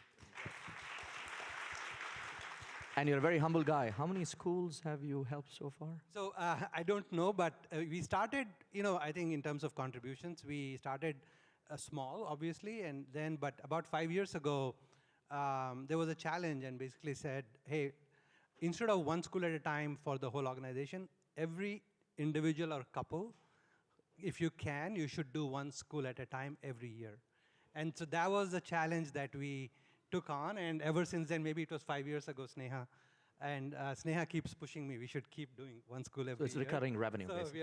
we basically recurring ARR, annual recurring revenue. There you go. Awesome. Very, very. That's awesome. Okay, so we're going to bring this home. We're going to do a fun thing right now. We're going to sharpshoot this. It's a lightning round, and we're going to switch from giving and altruism into their views as leaders. And I want to ask them question, 10, 20-second feedback on each of these. Let's go, all right? Guru, let's start with you. Favorite book? What's that? Favorite book? Oh, the 11 Rings by Phil Jackson. Yes. And Soul of Success, so it's a beautiful book. Talking about team and how to have all stars in your team and make it happen is not a joke. And, he did this at the scale twice, and, it's just a phenomenal book. So. 11 Dreams. We greater than me. That was a great line I remembered from that. Raghu? Is it okay if I start with okay, I'll give you a non-business and a business book, right? The non-business book is called The Anarchy, and this is the history of the East India Company, which actually is a business book, if you think about it. I mean, they had a global monopoly on spices, but also on army. So I would highly recommend anybody that has an interest in our history, read that book. In terms of pure business books, it's High Output Management by Andy Grove. Wow. Okay. You didn't say that only the paranoid survive. You did High Output. No, no. All right, Kirti. plus one to the high output management one. That's the Bible. But for me, I'm now reliving the books I used to read through the lens of my kids that are reading it. And the most recent one, and I really enjoyed reading this, is The Alchemist by Paulo Coelho. If you've read it, it's a wonderful read. Wonderful. That's awesome. Alchemist, all three great books. Okay, now we'll shift to movies. Bollywood or Hollywood? Favorite movie, Bollywood or Hollywood? Pick that. Sholay, Basanti Tera Naam Kya Hai. Ding, ding, ding. Woo! You had me at hello there. That's a great movie. Raghu? Godfather, of course. Which one? Which one? 1, 2, or 3? One. Okay. All right. He stole mine, but in keeping with the place we are today, The Imitation Game. Oh, that's a great movie. It's great. Awesome. Okay, so now, we all in leadership have quotes that we go by and inspiring words, etc. Any inspiring leadership quote that you keep in your mind saying, that's the quote I really like? Guru, I'll start with you. Yeah, one word of my leadership style is like transparency, and something that the quote that I heard, FDR's quote, that said transparency and hiring the right people. And FDR's quote was, I may not be the smartest guy, but I sure well know how to hire the smartest guys as my colleagues. Right? It's wonderful. It's and wonderful. that's something that I've lived with. Raghu? Actually, there are a few ex-VMware people here, so they all know what my favorite one is. And it is, the main thing is to keep the main thing the main thing. Yes. Absolutely. The main thing should be the main thing. Absolutely. Advisor to me in my new company now. just to make sure yes. keeping the main thing I'll the keep main you thing. straight. Keep the main thing. And for me, it's a quote by Steve Jobs. It says, if you're working on something exciting that you really care about, you don't have to be pushed. The vision pulls you. Wonderful. Vision pulls you. It's wonderful. Yeah. Inspirational. Inspirational. Okay, 2 more things. If you didn't do what you're doing, alternate career you would have chosen? Teacher. Teacher. Yeah, this is something that I always strive to. I loved it. My grandfather was a teacher. My dad was a training the trainers kind of guy, and so I would have probably landed up teaching, maybe in one of the common schools. So, wonderful, wonderful. Raghu? Something in sports. Which one? Any sports. Sorry? Yeah, exactly. I don't look like an NFL player, but that would be fantastic, though. Well, I mean, I love competing, winning, teamwork. That's great. So something in sports. Wonderful. You have a knack of stealing my answers. I'm sitting in the I was going to first say seat teacher, here. but I've been reacquainted with coaching, and keeping both of these, I love coaching now. Wonderful. All right, I'm going to bring this home with, if we have to take away one leadership advice, amazing leaders, right? What is the one leadership advice either you've been received, or you want to give to all of us here today? This was way back when I have had some phenomenal mentors, starting even with Naveen here, and I had, Scott Guthrie and a bunch of really, massive leaders. But my first manager, and he was actually reporting to Hashim Premji, and I was there for a year at Wipro, was this guy called Ranjan Acharya. And phenomenal guy, phenomenal leader. I just had the motivation skills. And one thing that he told me that stuck with me, and is maybe not a leadership skill per se, but just a general skill, is you can be nervous, but don't show it. And believe it or not, in the corporate leadership, corporate settings, and you are in front of a lot of people, you are talking to a lot of people, and it just constantly strikes me in terms of, it's okay to be nervous, but don't show it. Be confident, and that's something that stuck with me for a long time. It's great advice. The other thing is, from a transparency perspective, I brought this up earlier. I think my leadership style has always been, being transparent about things that you're doing. And, as there are a bunch of my ex-team members, they can attest to that too. So that's another that's wonderful thing. So. Raghu, your one advice, manage leadership. I would say, look, at its very basic, you're not a leader if nobody's behind you, following you, right? And what it takes for people to follow you, number one, is authenticity. That is, to me, personally speaking, the number one leadership attribute. Second, like he said, is transparency. And third is recognizing, actually, leadership is about service. It's not about title, right? And so if people are convinced that you're putting the interests of the team ahead of you, and you're going to do whatever it takes to get the team to a winning spot, then they'd follow you. That's great. For me, it's the same thing. Servant leadership is what really it's about. You just invert the pyramid. If you're the CEO, you're really not at the top, you're at the bottom, serving everybody else and enabling them to do what they do. And along the way, obviously, I've had a number of wonderful mentors, BV Jagdish being one of them. Many people don't know, but I started Aruba in his offices when he was at NetScaler back 20 years ago. I think it was maybe more than that now. And so wonderful leaders, and one of the leaders told me once, Kirti, you are, like many of us here, so smart that you can convince yourself of anything. And not only that, you can convince a room of anything as well. But when somebody says you're drunk, it's okay, you can argue. But when two people say you're drunk, you better sit down. So That's great. I can't beat that. So, no, it's great. I do think the one point I would add to you is that in the last org I was there, we actually implemented on the website the org chart. There's actually a tree in the org chart, physically, the physical manifestation of the point you made, right? So give it up again, ladies and gentlemen, for great leaders, wonderful, wonderful inspiration. Thank you. And in the spirit of the main thing being the main thing today is how we can, one school at a time starts with one student at a time, starts with $1 at a time. And so thank you again for considering here as we bring the next session going forward. Thank you.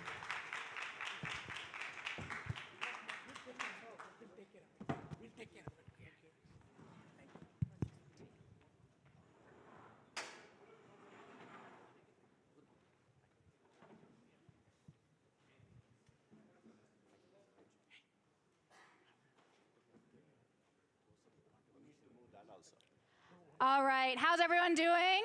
Good? All right, well, thank you so much, Chander, Guru, Raghu, and Kirti. What an inspiring session about lessons in leadership, about the role that culture plays in giving, everyone's favorite Bollywood movies, and so much more. We have one final speaker for tonight before we move on to dinner, and I'm really excited to introduce him. It's VR Feroz. He's a senior vice president at SAP and founder of the India Inclusion Foundation. He has an incredible story to tell around the role of workplace inclusion and the power of giving. And so please give our final speaker a big round of applause. Please welcome Feroz.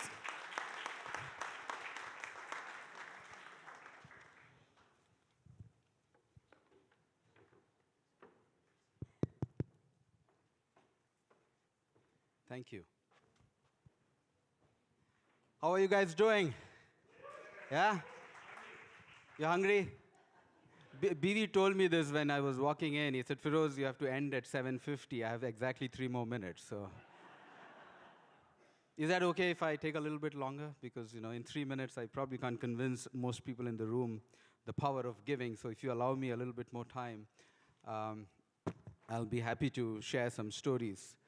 The title of my presentation is Givers, Generosity in Action. This is a topic that I've been researching for the last 12 years.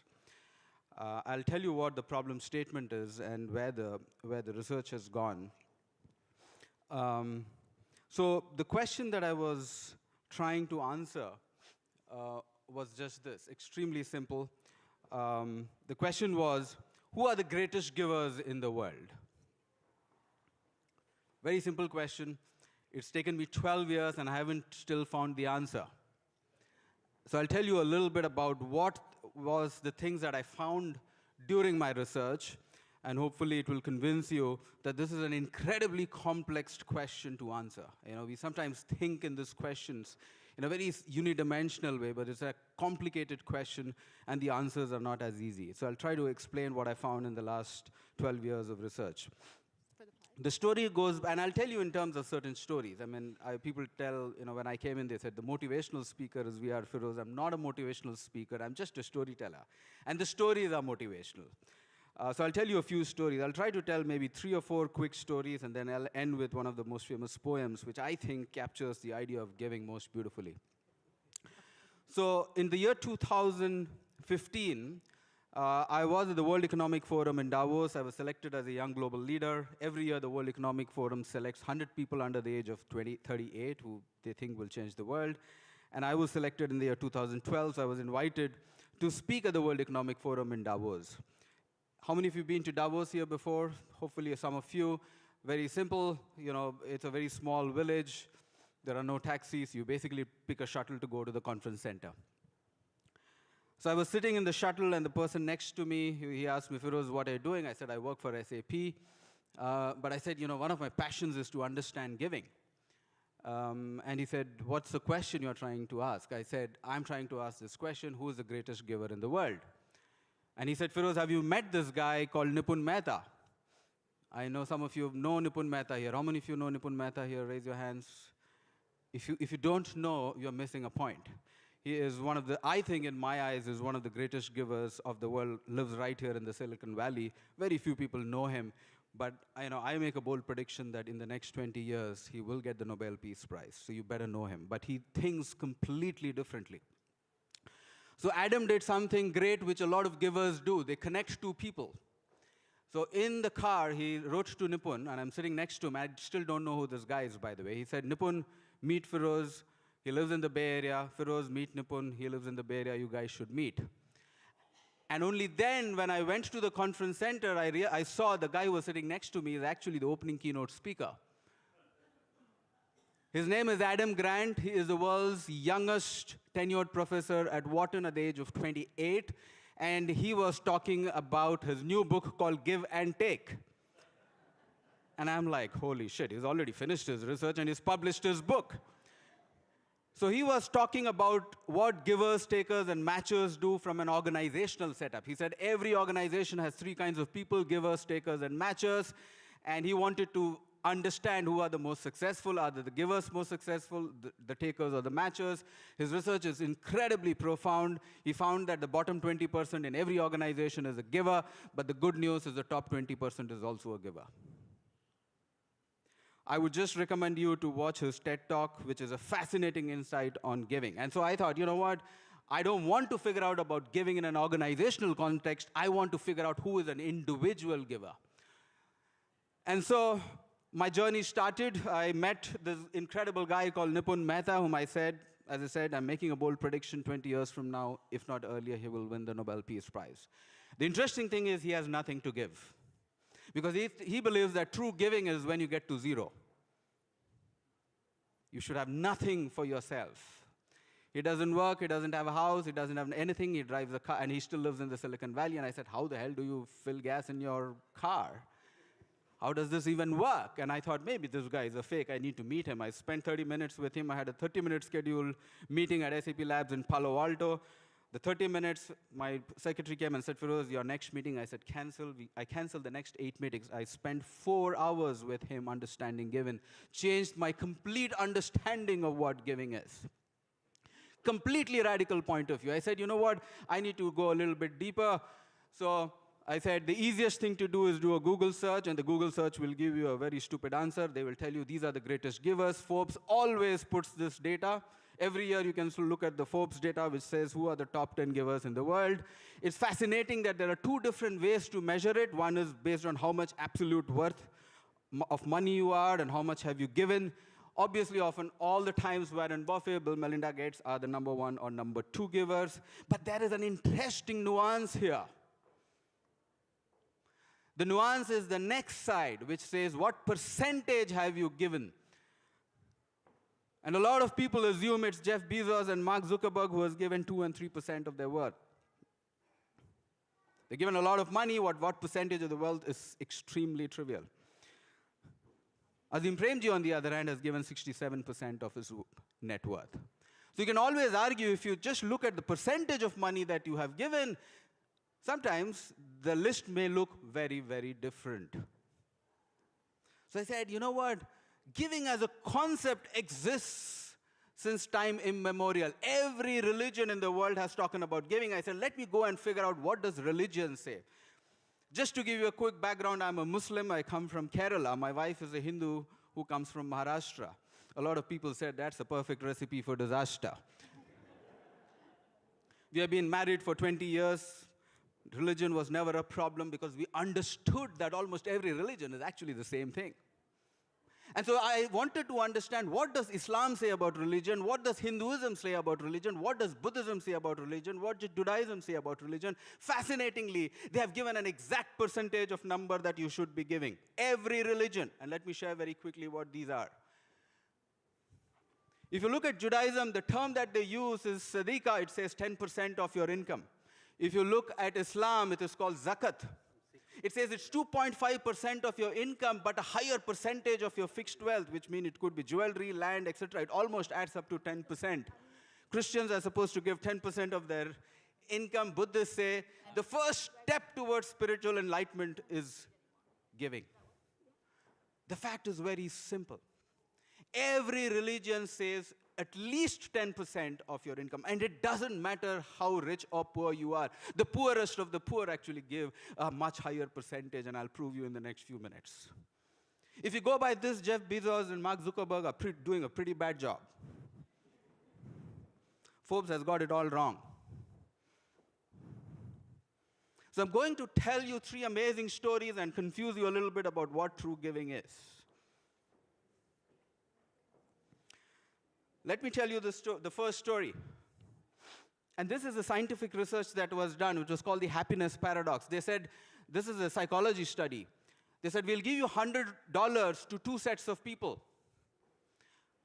The first set of people is given $100 and said, go and shop whatever you want. And they measured the dopamine, the happiness they felt. And the second set of people were said, you are given $100, you can go and give it to whomever you want, complete strangers, completely unknown people. They found that the person who gave it away was way happier than the person who bought stuff for themselves. And they measured the dopamine effect, and they found that giving makes you a lot more happier. It is called the helper's high. You don't have to do shopping. Just give it away. You'll be so much more happier. So I went back and started studying, and I went to my hometown first. I said, I want to find out the greatest giver, and I think the greatest giver is not from Forbes, but it is from the most unknown place. In 2018, Kerala had one of the worst floods in the world. Over 100 years, Kerala had never seen so much of flooding, but I also saw the greatest generosity being exhibited right at my village, at my doorstep.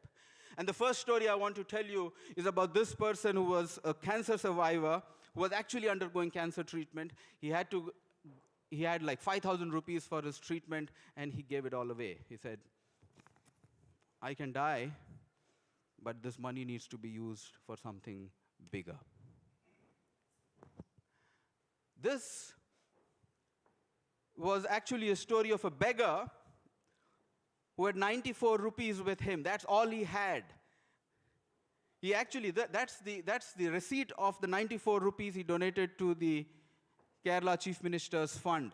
That's all he had, 94 rupees. He walked 4 miles, filled up a piece of receipt and said, this is all I have, and I'm going to this all away. He gave 100% of what he had, and he said, I'm going to go hungry, but doesn't matter. I want to give everything away. This guy became so famous in social media that there was a whole fan club. His name is Naushad. Naushad, what he did was incredible. They were collecting clothes for children. And he had a small shop which was selling clothes. And so what he did was, when the volunteers were going home to home asking for clothes for kids, he said, I have a shop full of new clothes for kids. Take them all away. He said, no, I just need 1 bag of clothes. He said, no, take everything away. And when they were taking everything away, he asked him, but what would you eat tomorrow? He said, tomorrow is Eid. This is my greatest gift. I don't need anything. I'm not going to take anything to my grave anyway. And God is kind, he would always pay it back. Now, I started asking this question, are these three people greater givers than the Jeff Bezos and the Mark Zuckerbergs of the world? I have nothing against them, but I think we have to start looking at giving from a very different context. This is a story which will move you to tears, so be prepared for that. This was in 2016. Some of you are sports fans here, right? I don't know, some of you are sports fans, and I think there were some people who loved movies. Let me tell you this incredible story. This is a story of amazing underdog story winning. In 2016, I'm a big fan of soccer. Actually, I'm a big fan of football. Only after I came to US, I realized football was the wrong word. It is soccer. And for the first time, I realized football is not played with the foot, it's with the hands. I mean, it's a little confusing. But anyway, I'm a huge soccer fan. I'm a huge fan of Brazilian soccer. Especially if you are from Kerala, you would know that we love Brazilian soccer. And so this was the story of a small club called Chapo Leonce. A small, tiny club. They were in the 4th group. They made it all the way to the 1st group. And not only made it to the 1st group, they started winning matches. And Chapo Leonce was from a small village in the town of Brazil. Nobody had heard this, but they became so good that everybody loved Chapo Leonce. They loved because they felt that this was their family club. People knew the soccer team. It was a small populated team, a village, but did incredibly well in 2016. They were going to play. They were so good that they topped the league, and then now they have to play for the South America Cup.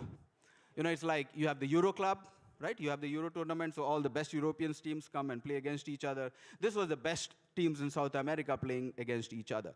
They were supposed to go and play the finals in Colombia. And then this happened.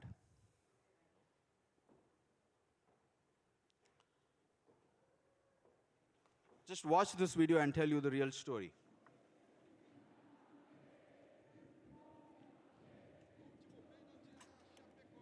Danilo se pegar, define. Danilo no gol. Caio Júnior nem vê. Pra cobrança. No meio de...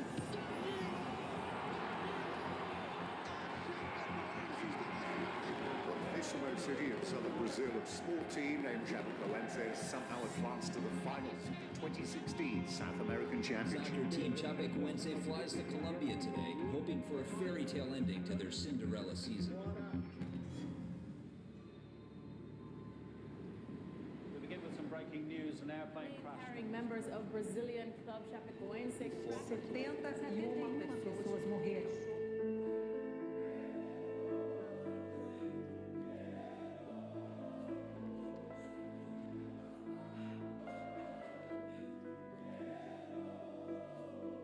Cortaram, gente, do dia pra noite. Aí eu vi que tinha sobreviventes. Tipo, eu voltei a respirar, sabe? Luto por ter perdido muitos amigos. Mas seguirei em frente, honrando os que hoje foram morar com Deus, né?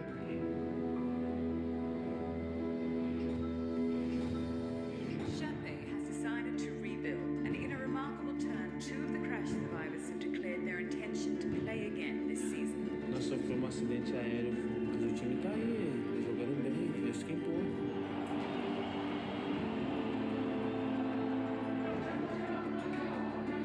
Calma, se a gente começar a brigar entre nós aqui, vai ficar tudo muito mais difícil. Brazilian soccer team Chapecoense flies to Colombia to play the final their former teammates qualified for last year.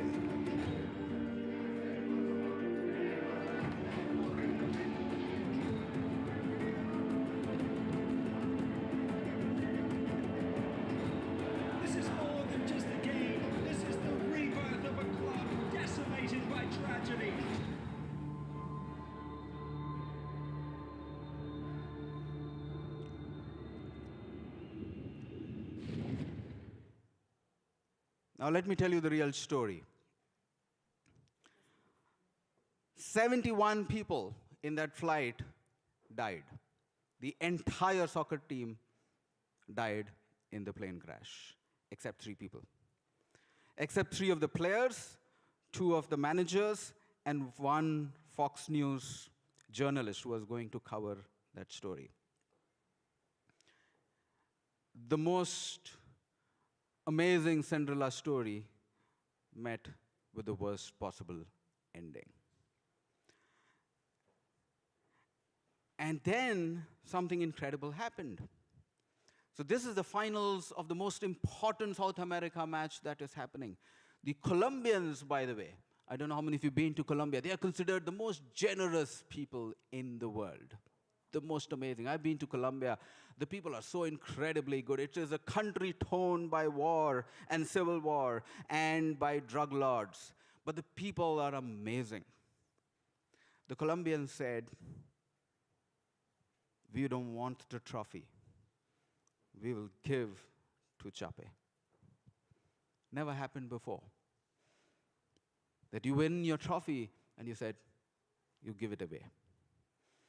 And I said, I need to understand what makes these Colombians so incredibly special. So I said, I met many of them. And it was fascinating because I met one of the survivors. I went to Brazil. I did an all-hands meeting in Brazil, and I met this guy. His name is Jackson Fallman. He was the goalkeeper who survived. It's amazing when I spoke to him, he said, Feroz, I have no reason to be here. Because I was sitting in the middle seat, the person on the left and the person on the right both died in the crash, and I survived. I have no reason to be here. And he said, Feroz, more than us, it was the Brazilians who were feeling guilty because the flight was going to, it was the Colombians who was playing guilty because the flight was going to Colombia. And it crashed in Medellin, and they said, we feel responsible for the death of the Brazilian team.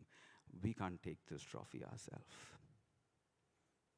For no fault of theirs, they gave the trophy away. And I've read thousands of stories about this and thousands of incredible givers. And a lot of people say, Feroz, but you know what? The best of humanity comes when there is a tragedy. So what's the big deal? Maybe if there's a tragedy, the people will give away things. And so I want to tell you a story about the exact opposite. The best of giving happens when you actually don't have to give. It is not because there is a need to give. It is not because there is a tragedy, but because of the deep internal transformation that you have gone as a human being. And let me tell you the story. How many of you have seen the movie Rain Man here? Many of you? Fantastic. You know, it was one of my favorite movies. It was a movie which was in 1988, was nominated for 8 Oscar awards, won 4 of them, one of the only movies to have won the Best Picture, Best Director, Best Actor, and the Best Screenplay Writer. 4 movies, 4 Oscar awards for 8 nominations. And I was invited to speak with Barry Morrow, who was the screenwriter of Rain Man, who won the Oscar for writing Rain Man, and had a long conversation, went on to become very dear friends, and he told me a story which really made me understand what true giving means. So this is a story that Barry narrated to me. So Barry Morrow basically was a screenwriter. He went to a random event. He met this guy who was standing in one corner with his father. This guy's name was Kim Peek. He was profoundly autistic. He was called an autistic savant at that time.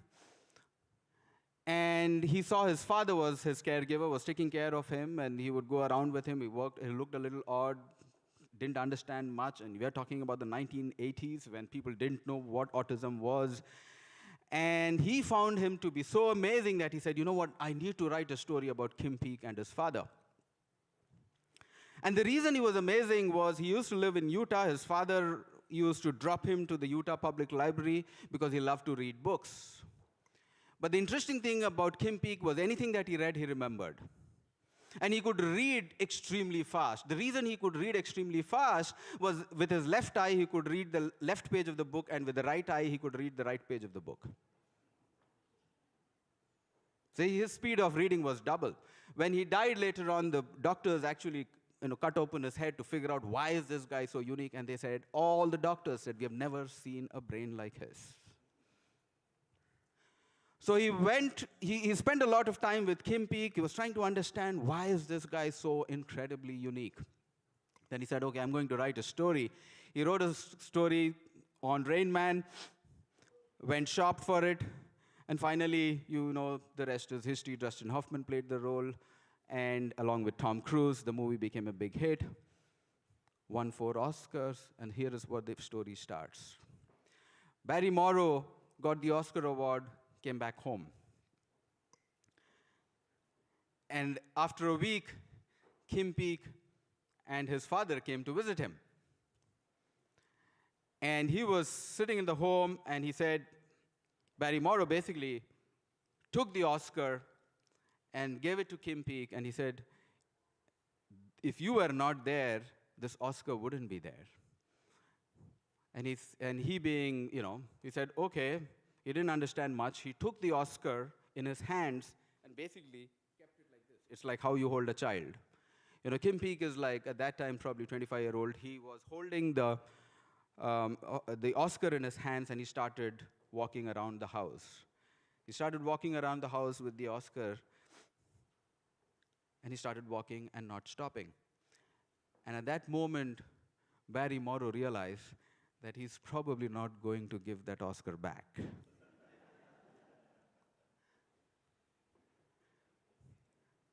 Barry did something which was incredibly profound. He said, Kim, this is yours, but under one condition.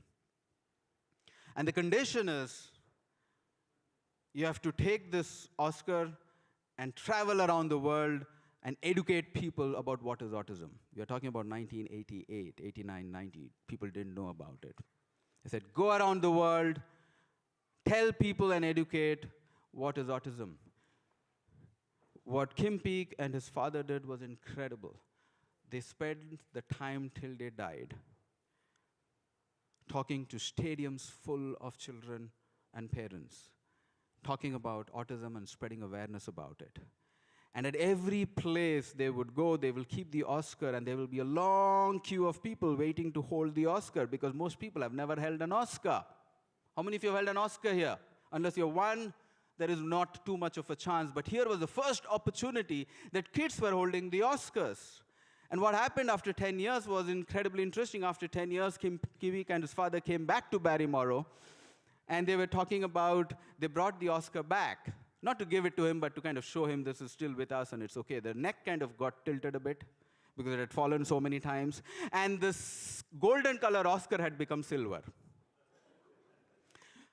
And so Barry Morrow asked Kim Peek, what happened to the gold color? And Kim Peek said, it's in the hands of the children who held it. It's in the hands of the children who held it. New York Times did an article. It said, this is the most traveled Oscar in the history of the world. It had traveled 3 million miles.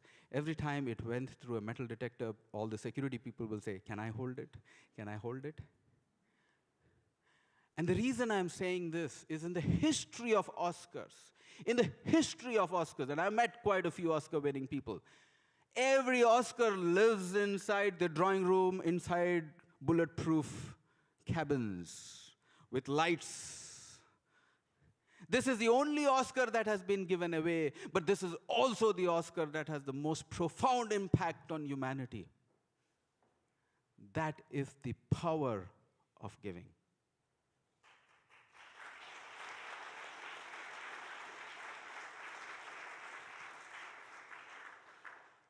Because I'm a researcher, I went to Barry and said, Barry, I ask people about giving all the time.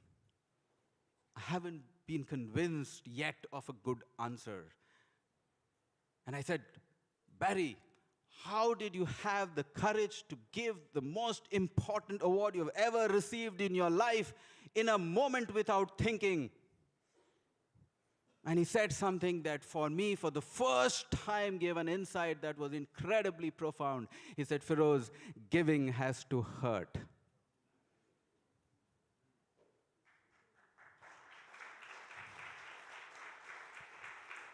He said, if giving doesn't hurt you, it means nothing.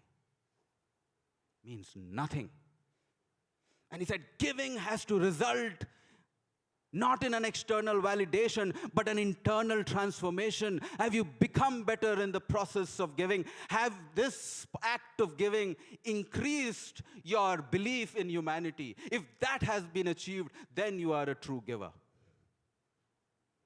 And I want each one of you to think about that question deeply. Don't just write a check because it's easy. Do it because it's incredibly hard. Do it because it's changed you as a person more than anything else. And let me conclude with this incredible story. And as I'm telling you, everything is written in every religious text. And nothing I'm saying is new. I'm just trying to bring a new context. This is the oldest concept, oldest one, the oldest virtues of humanity. I was born in Kharagpur. I spent my first 10 years in Kharagpur. I'm more Bengali than a Malayali. And I grew up with Rabindranath Tagore's literature. You know, Gitanjali won the Nobel Prize, or Rabindranath Tagore won the Nobel Prize for literature for the English translation of Gitanjali in 1913. He was the first Asian to win the Nobel Prize. And if you haven't read Gitanjali, I'll say, read just one poem, one book of poems. If you ever have to read in your life, read Gitanjali. It's a collection of 103 poems. I'll tell you the poem that has most profoundly impacted my life. I'm not going to read the poem. I'll show you the poem, but I'll tell you a summary of what the poem means. This is poem number 50. It's called The Beggar and the King of Kings. The story goes like this. In this poem, Tagore says, I am the beggar. So he's telling the poem assuming he is the beggar. He says, I went from house to beg. And from a distance, I saw a golden chariot coming. And my heart leapt with joy that today is the day when the king is going to give me something. And his heartbeat stopped. The chariot stopped right in front of him. The king looked like the King of Kings. But he came down and opened his arms. And I was surprised. Why is the king begging from me? Why is the king begging from me? He thought for a while. He had his bag and a sack of rice. He thought for a long time. He took a grain of rice and put it into the hands of the king. And he was deeply disappointed because he thought, here is the rich man who's going to make my life and give me a wealth. Instead, he turned out to be the beggar. He went back home disappointed and he wanted to cook his meal. He emptied his sack of rice and he found a grain of golden rice. What he was trying to tell was the person whom he gave was a piece of rice. He was actually God incarcerated, who basically gave him back a piece of golden rice. And then he said, I wept. I wept because I felt I wish I had the heart to give it my all. I wept because I wished I had the heart to give it my all. Because I have given everything, I would have been the richest person in the world. And that is Tagore for you. And so there are various forms of giving. I'll quickly run through the presentation. And I always say giving is contextual. It's never absolute. It's always contextual. The dominant narrative around giving is all around money. And people say you have to first accumulate and then give. I say you can give as you go. Don't wait for accumulation. You can give as you go. The poorest of the poor is shown with evidence and data. Give more than the richest of the rich. All I'm telling you is don't wait for your bank account to be $1 million before you start giving, because it's going to be too late. People give away at the end. I say give as you go. There are different forms of giving. People think there's only one form of giving, which is money, which is treasure. But I say you can give your time, your touch, and your talent. There are different forms of currency. We understand only one form of currency, but there are various forms of currency. This is the story of Barry Morrow and Kim Peek. This is the Oscar that I held. As you can see, it has almost got silver in color, partly it is gold, but that's Kim Peek's. And this is super important, that true giving requires a measure of sacrifice and must lead to internal transformation. And this is, Gandhi said this years ago, and I think it is still so relevant, that civilization in the real sense of the term consists not in the multiplication of wants, but in its deliberate and voluntary reduction. We spend our life in addition. I think we should spend some time in subtraction. I hope today you have the heart to give it your all. Thank you.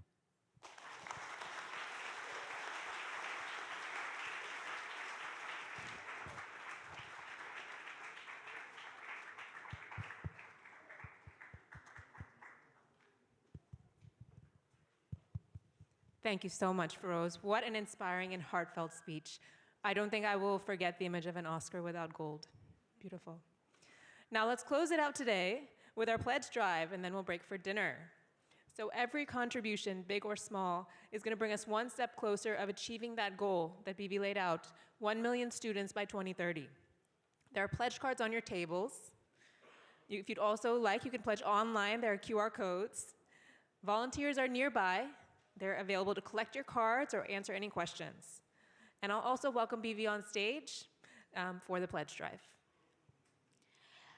Just final words, right? Many of us would not be in this room were it not for a rare opportunity, a rare teacher. We saw it today with Jay, we saw it today with BV, and so many folks sitting in the room. The power of a free, high-quality education and people who believed in their potential. So we all have the opportunity to pay it forward, and we'll now pass it to BV to tell you how your dollar can make an impact here. Thank you, everyone. Thank you, Nikita and Simi, for the wonderful MC that you have done. Please give a big hand. Thank you for, I know with the toddlers around, how much time you need to spend, but I really appreciate doing this for us. After this speech, I don't think I need to really emphasize on the giving at all. I think Feroz has done an absolutely incredible job. We heard him at the SAP Center in San Ramon a month and a half ago or so. That's how we got introduced to him. But let me tell you, he's not just a talker, but there are two magnificent things that he has done, which all of us should actually take back to see how we can implement within our own organizations. Number one is he has an autistic kid. And one of the things that he has done is evangelizing that it's okay to hire autistic people in organizations, because there are way of smartness and uniqueness that many of these autistic kids actually have. So what he did was he hired a bunch of them within his organization, and he used that as an example to demonstrate to the CEO of SAP, which now has made a policy within the organization that 1% of SAP that they want to hire autistic people, 1%. So of the 65,000, there are about 600, 650 people or so who are autistic. That's number one. The next most moving thing that we saw was, as you know, if someone is a felon, when you come out of that felon, even if you have good intentions, even if you want to do good things, the system doesn't allow you. System will somehow take you back into the jail. Even if you have good intentions, even if you are good, you want to do good things back to the society, the system doesn't allow that. So he has identified, especially some of these people who have those skills. In fact, we met a bunch of them. One of them is very good in marketing. Another one is very good in coding, right? Because in the jail, this is what this guy was doing. He has brought these people on board just to show that these people can have their own life rather than just spending time in the jail. So hats off to Firoz and the work that he's doing, something very unique, something very unique. And thank you for the wonderful presentation. So we have this pledge card in front of you, and we have, can you bring up that India map? India map. We are in a whole bunch of states within India, and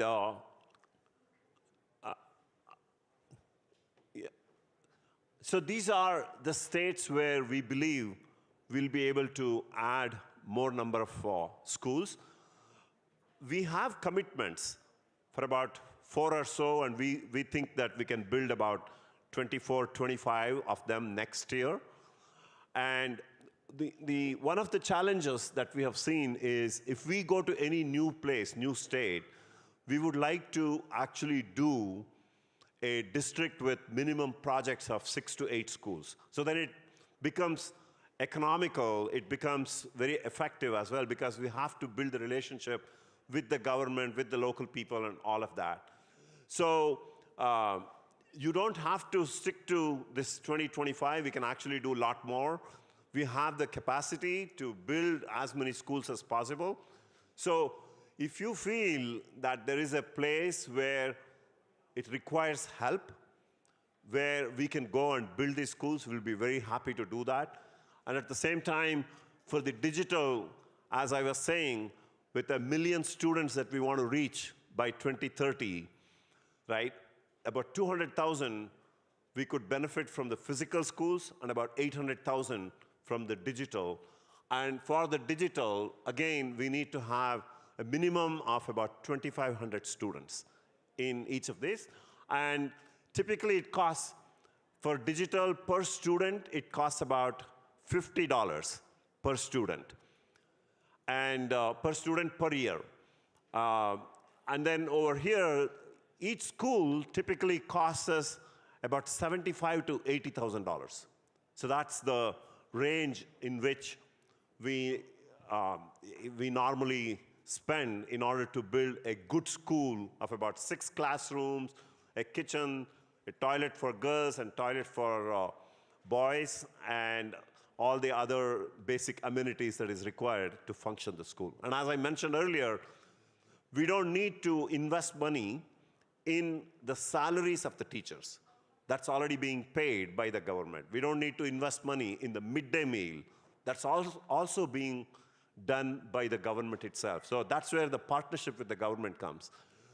So with this, if any of you have any questions, I would be very happy to answer now, or we'll all be here, and feel free to ask questions to us or even to some of these donors who have a lot more intimate knowledge about the working of one school at a time.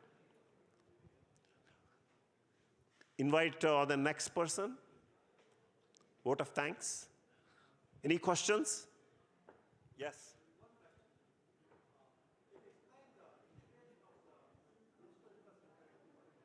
Integration of the digital and the physical school. So the digital aspect, right? Schools that we are doing today, we are touching some of the schools that we have built where we have deployed the digital, but we also have done many of the schools that we have not built, because there are lots of schools that are in good shape, but they require this digital education, which we believe is very important to do the transformation, and also learning becomes a lot more practical. Yeah. So there are lots of schools, good buildings are there. Those are the schools that we can go identify, and with these clusters, with about 2,500 students in that cluster, we can go and implement the digital solution. Anything else? So please indicate your interest to donate to the cause. You can write your name, your email ID, and all that. And if you want to have more conversation, I'll be very happy to discuss this further as well. Thank you. Thank you very much.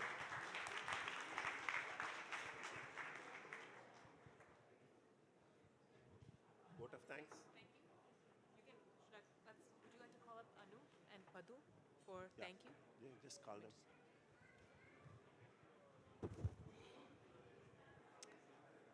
To close out, can we please have Anu and Padu, former president of OSAAT, board member of OSAAT, for closing words, please? Thank you.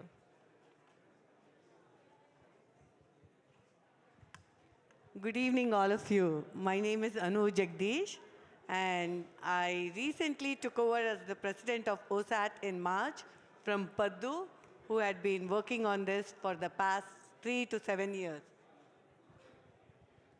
Thank you very much.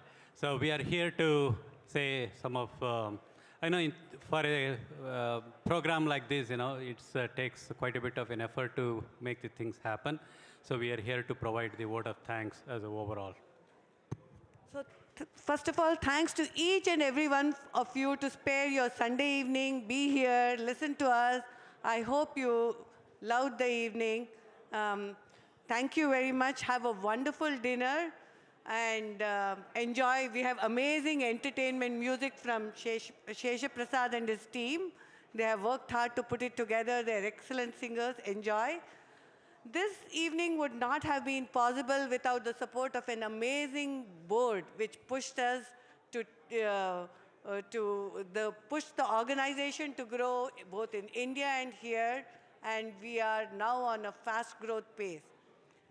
And then we have incredible donors and host families. If you see this hall is full, there's a team of host families and board members who reached out to their network. So the network effect did work. And so thank you to all the board members and all the host families. I don't want to spend time taking their names. And to all the incredible volunteers, both here and in India. So they have spent countless hours working on this. Thank you to each and every volunteer. Sit back, enjoy, and relax. Thank you. Thank you.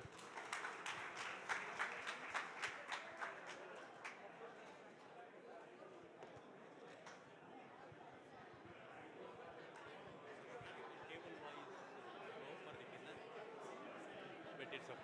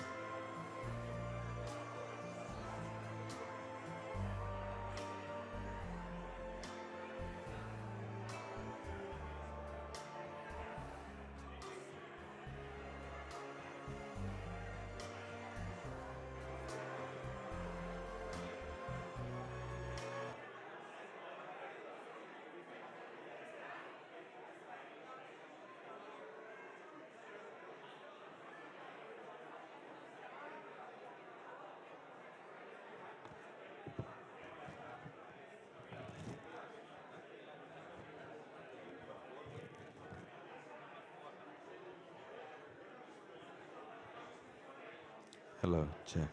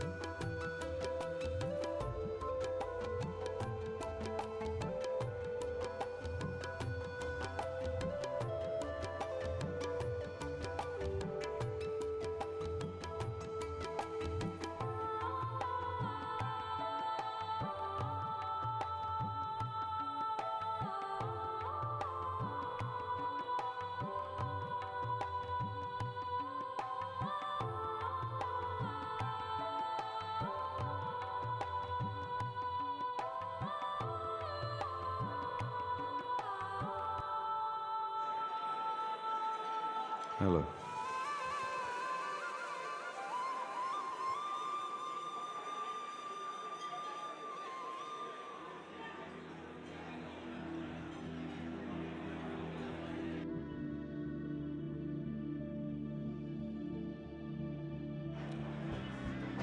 Hello, good evening, everyone. If you haven't had a chance to get the food, please go ahead and get your plates full. And be seated. We're going to start the program in about 2 to 3 minutes. Thank you very much.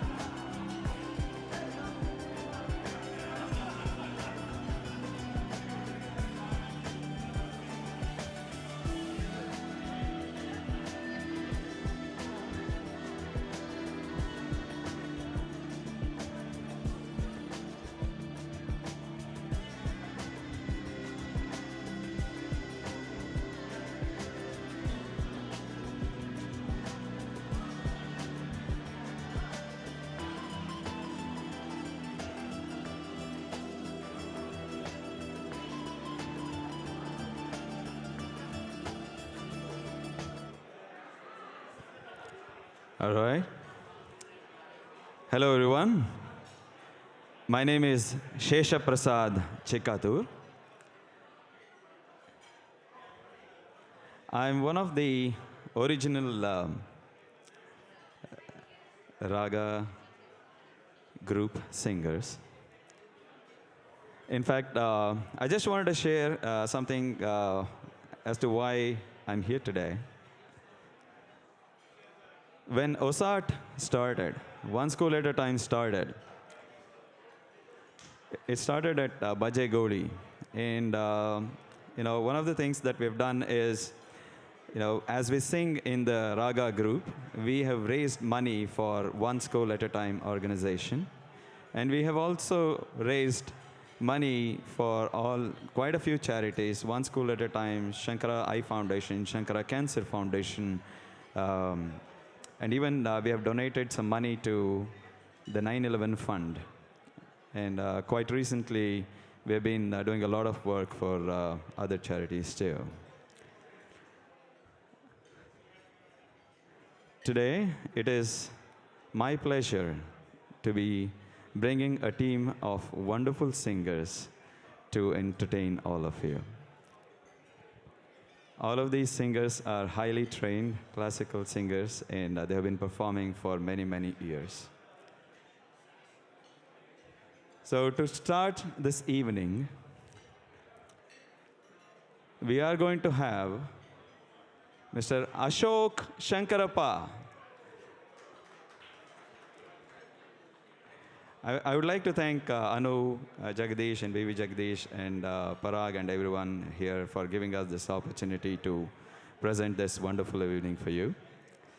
So, Mr. Ashok Shankarappa is the OSAAT India trustee, and he has been working on OSAAT for a very, very, very long time.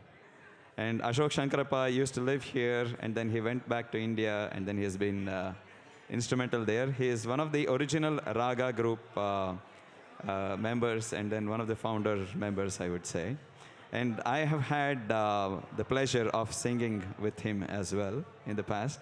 And it's so nice to have him here, come and sing for us here. So Ashok, I would like to take this away. So Ashok is going to sing a beautiful number by Dr. Rajkumar from the movie Jeevana Chaitra, and this is Nadamaya for you. Thank you, Shesh. Thank you very much. This song which I'm trying to present to you today is, by the way, Dr. Rajkumar is one of the idol of Kannada movie industry. And he got a national award for this song. He's a unique talent in India, in the industry, who won awards for both acting and also singing. He's a unique talent. I'm presenting one of his songs. Yeah. Volume ಜಾಸ್ತಿ ಮಾಡಿ.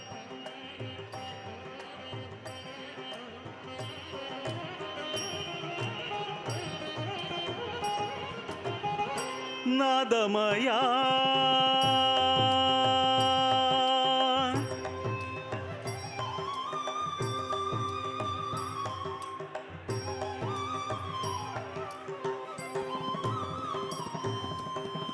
ನಾದಮಯ ಈ ಲೋಕವೆಲ್ಲ ನಾದಮಯ ಈ ಲೋಕವೆಲ್ಲ ಕೊಳಲಿಂದ ಗೋವಿಂದ ಆನಂದ ತಂದಿರಲು ನದಿಯ ನೀರು ಮುಗಿಲ ಸಾಲು ಮುರಳಿ ಸ್ವರದಿ ಬೆರೆತು ಚಲನೆ ಮರೆತು ನಿಂತಿರಲು ನಾದಮಯ ಈ ಲೋಕವೆಲ್ಲ ನಾದಮಯ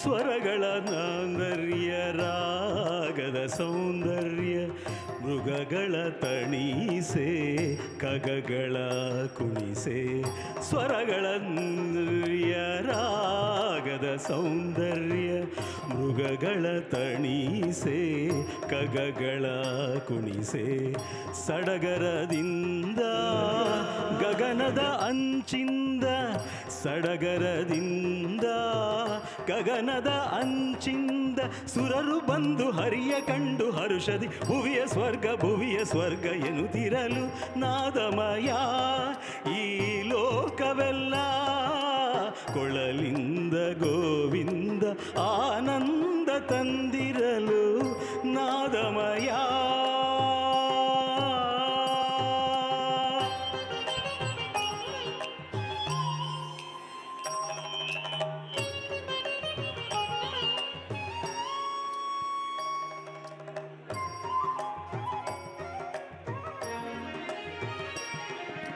ಸ ಮ ಗ ರಿ ಗ ಮ ದ ನಿ ಸನ್ನಾದಮಯ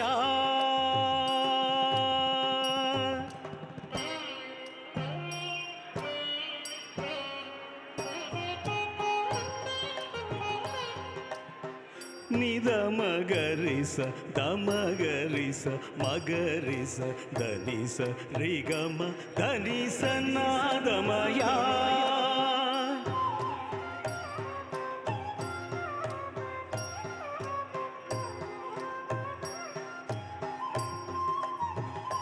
ಗರಿಸ ರಿಸನಿ ರಿಸನಿ ದಮದ ಸಗ್ಗ Madani ನಾದಮಯ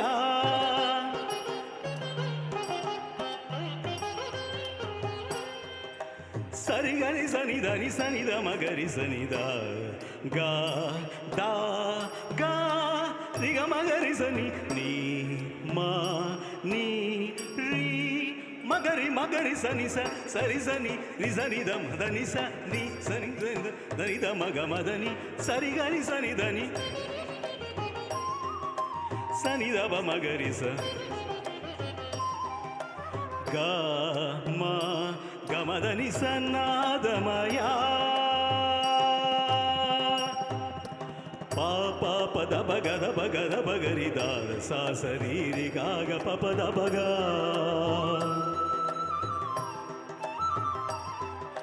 Da da da ga ga da da ri sa da da pa sa da pa ga ri sa ri ga pa sa da.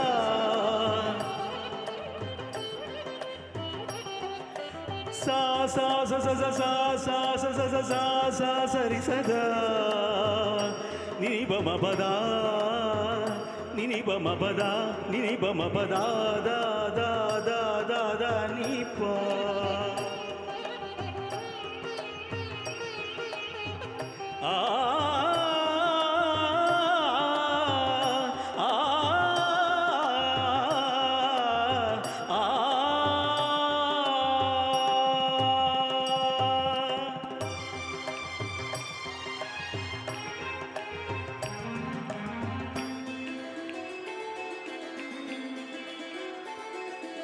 Sani da ma ga ma da ma ga ri ni ri sa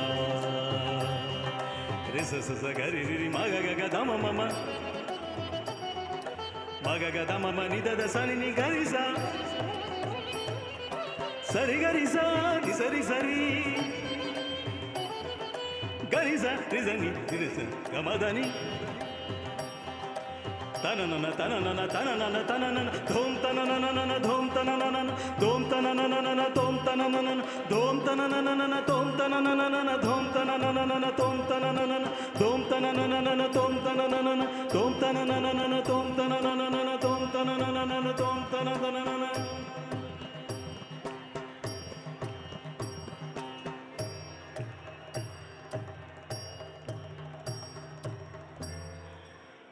ನಾದಮಯ ಈ ಲೋಕವೆಲ್ಲ ನಾದಮಯ. Thank you very much. That was wonderful, Ashok. Awesome, awesome. Thank you very much. All right. Now we have our youngest singer coming and entertain you. His name is Abhinav Chikatur. He's my son. Come here, Abhinav. So he is trained in Indian classical music and Western jazz. So he is going to be singing a wonderful Hindi number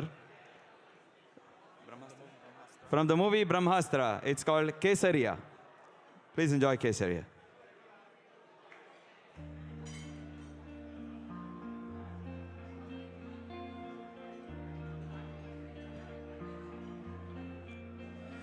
मुझको इतना बताए कोई कैसे तुझसे दिल ना लगाए कोई रब्बा ने तुझको बनाने में कर दी है हुस्न की खाली तिजोरियां काजल की सियाही से लिखी है तूने जाने कितनों की लव स्टोरिया केसरिया तेरा इश्क है पिया रंग जाऊं जो मैं हाथ लगाऊं दिन बीते सारा तेरी फिक्र में रैन सारी तेरी खैर मनाऊं केसरिया तेरा इश्क है पिया रंग जाऊं जो मैं हाथ लगाऊं दिन बीते सारा तेरी फिक्र में रैन सारी तेरी खैर मनाऊं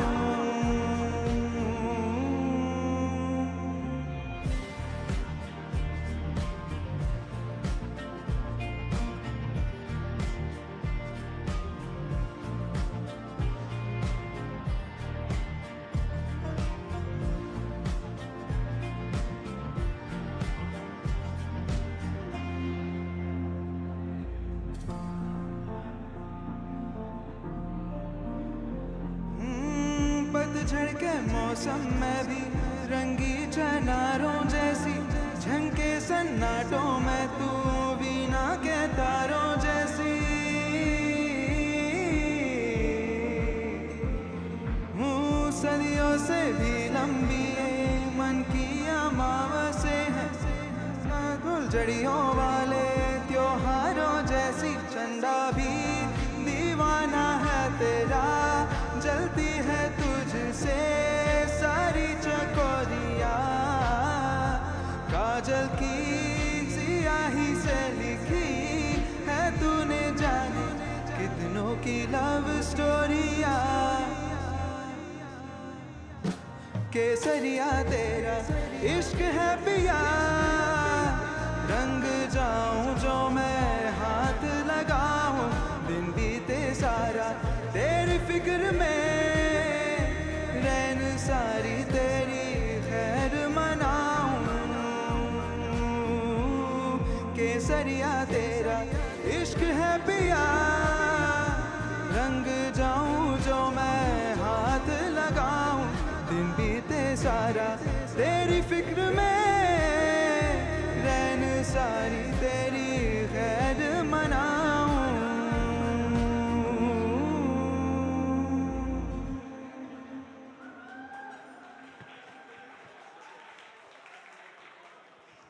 Thank you very much, Abhinav. Abhinav is going to be studying computer science at UC Irvine this fall.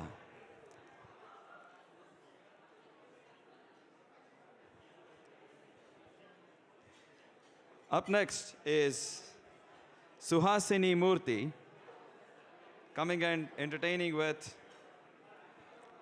Vasigara. Vasigara in Tamil and then Zara Zara in Hindi. So, Suhasini works for a startup called Rivos in Santa Clara.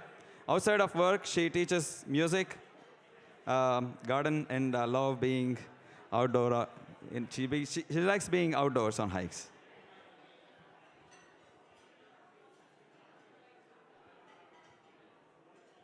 Hello, hello, hello, hello.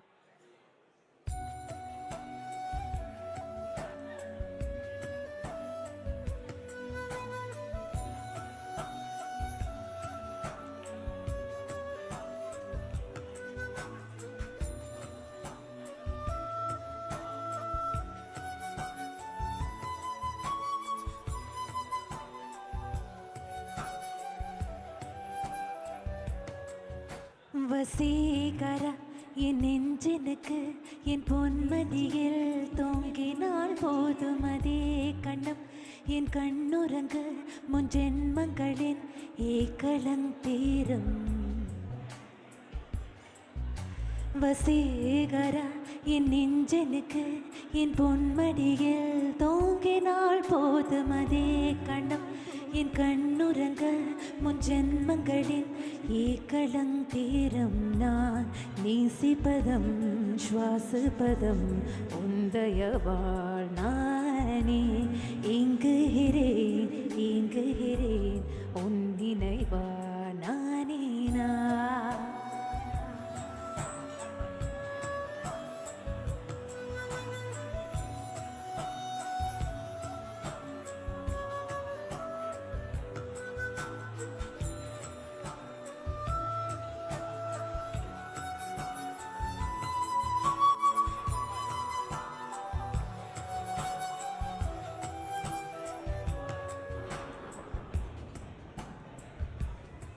यूं ही बरस बरस काले घटा बरसे हम यार भीग जाए इस चाहत के बारिश में मेरी खुली खुली लटों को सुलझाए तू अपनी उंगलियों से मैं तो हो इसी ख्वाहिश में सर्दी के रातों में हम सो रहे रहते चादर में हम दोनों तन्हा हो ना कोई भी रहे इस घर में वसीगरा इन इंजिन के इन பொன்மடியில் தூங்கினால் போதும்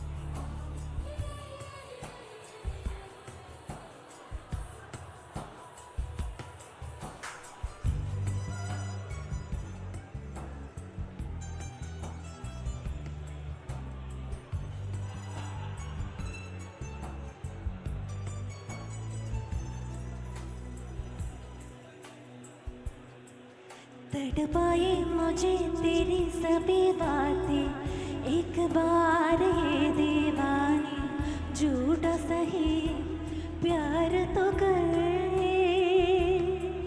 मैं भूली नहीं हंसी मुलाकातें, बेचैन करके मुझको मुझसे ना फिर नजर।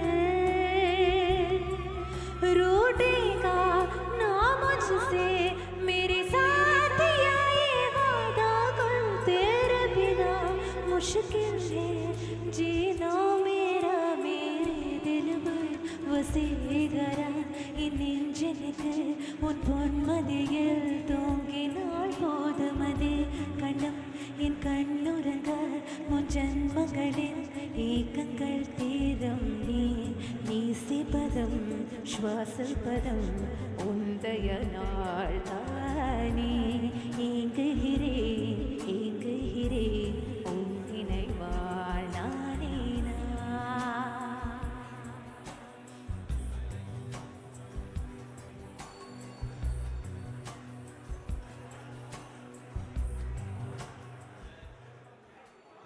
All right. Thank you very much, Suhasini. A big round of applause to Suhasini. Thank you.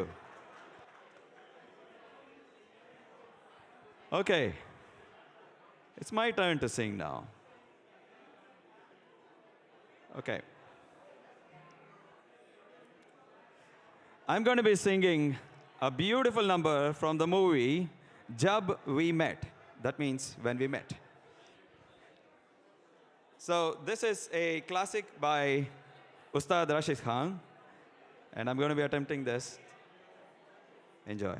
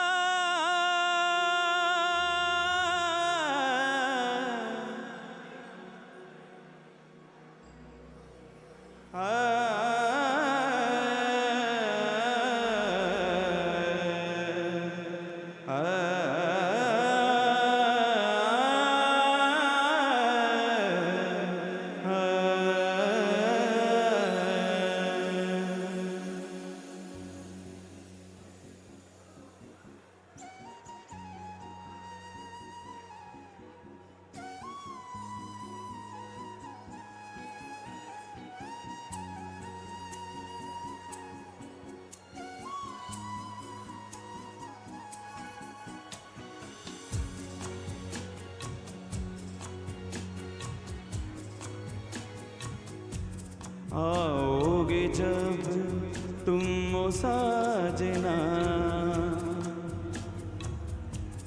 आओगे जब तुम ओ साजना, अंगना फूल खिलेंगे, बरसेगा सावन, बरसेगा सावन, झूम झूम के दो दिल ऐसे मिलेंगे। आओगे जब तुम ओ साजना, अंगना फूल खिलेंगे।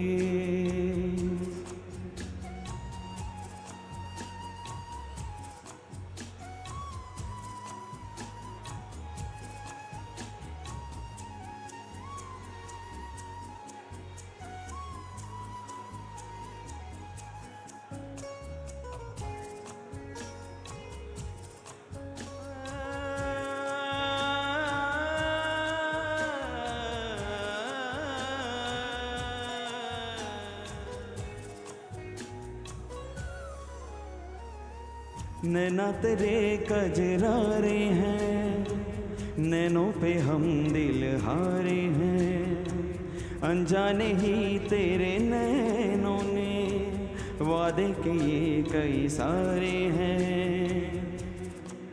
सांसों की लय मध्यम चले तो से कहे बरसेगा सावन,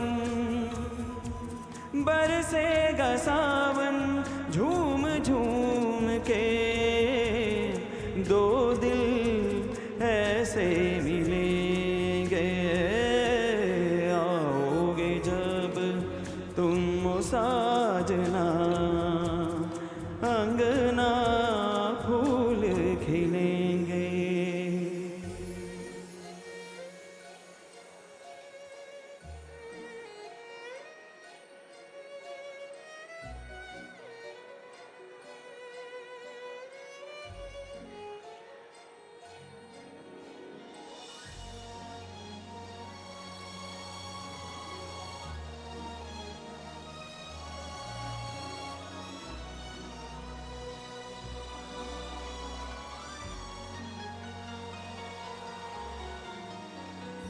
गा पा पा सा सा रे गा सा।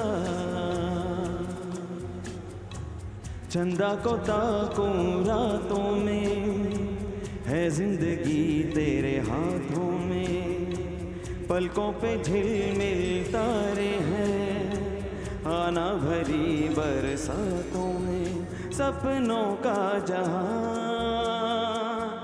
होगा खिला खिला, बरसेगा सावन, बरसेगा सावन। झूम झूम के दो दिल ऐसे मिलेंगे।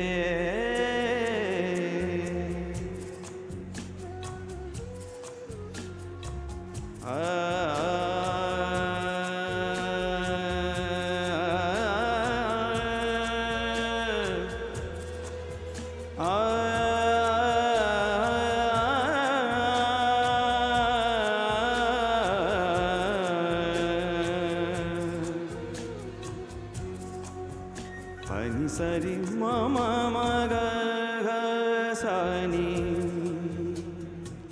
ni re ga re ni dha ni re ni ma dha ni dha,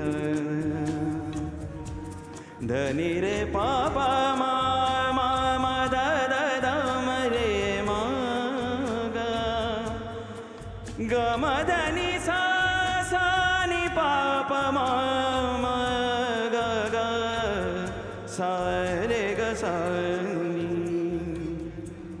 pani sa re ga sa re pa pa ma ma ga sa ni, ma ma pani sa ni ni ma pani sa re pa pa pa ma ma ga ga.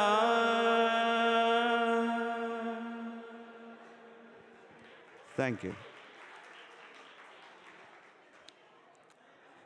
Up next is one of the most famous songs of yesteryears, ये रातें ये मौसम नदी का किनारा ये चंचल हवा.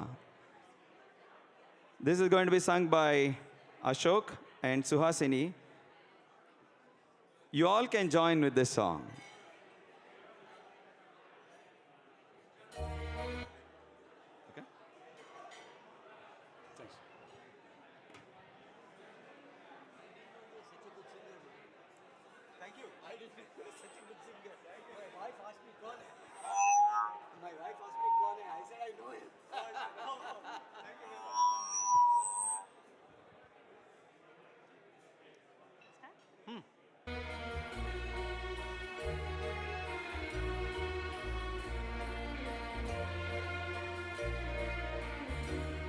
ये रातें ये मौसम नदी का किनारा ये चंचल हवा,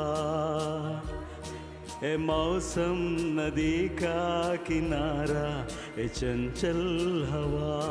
कहा दो दिलों ने कि मिलकर कभी हम न होंगे जुदा. ये रातें ये मौसम नदी का किनारा ये चंचल हवा.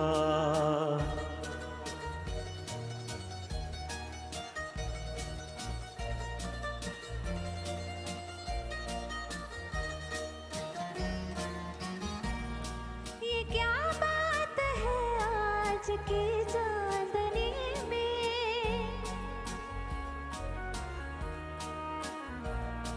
ये क्या बात है आज की चांदनी में कि हम खो गए प्यार के रागनी में. ए बाहों में बाहें ए महकी निगाहें ए आने लगा जिंदगी का मजा.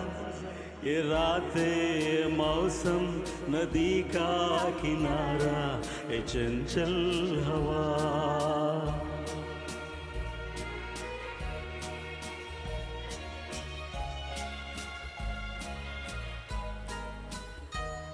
सितारों की महफिल न करके इशारा,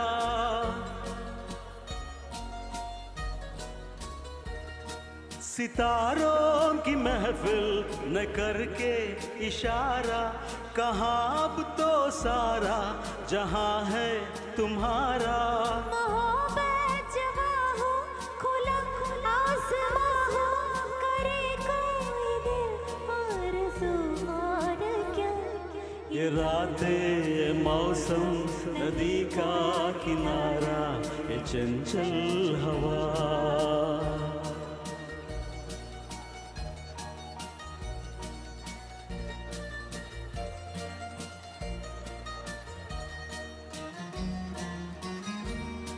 कसम दे तुम्हें, तुम अगर मुझसे रूठे,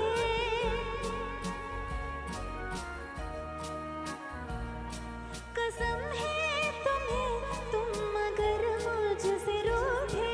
रहे सांस जब तक ये बंधन न टूटे। तुम्हें दिल दिया है, ये वादा किया है, सनम में तुम्हारे रहोगे सदा। ये रातें, ये मौसम, नदी का किनारा, ये चंचल हवा।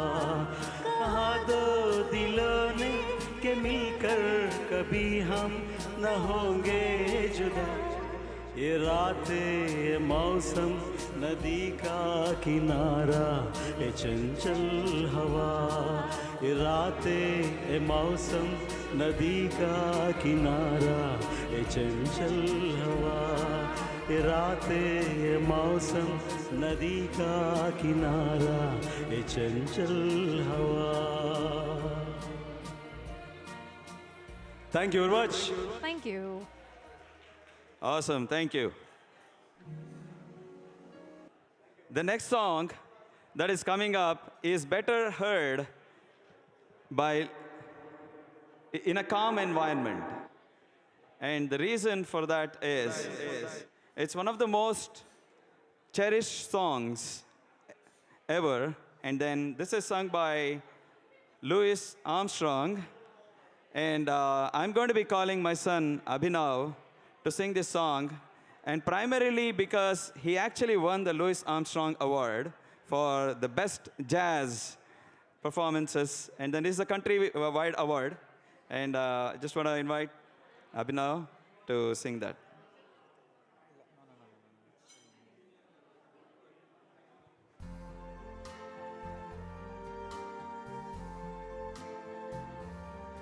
I see trees of green, red roses too. I see them bloom for me and you, and I think to myself, what a wonderful world.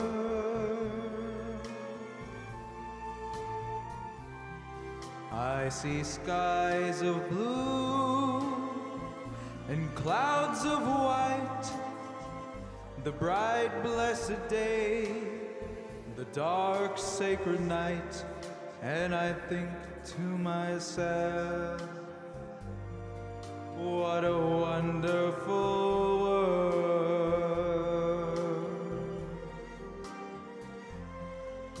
The colors of the rainbow, so pretty in the sky, are also on the faces of people going by.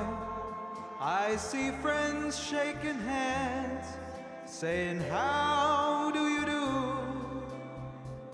They're really saying, I love you. I hear babies crying, I watch them grow. They'll learn much more than I'll ever know. And I think to myself, what a wonderful world. Yes, I think to myself, what a wonderful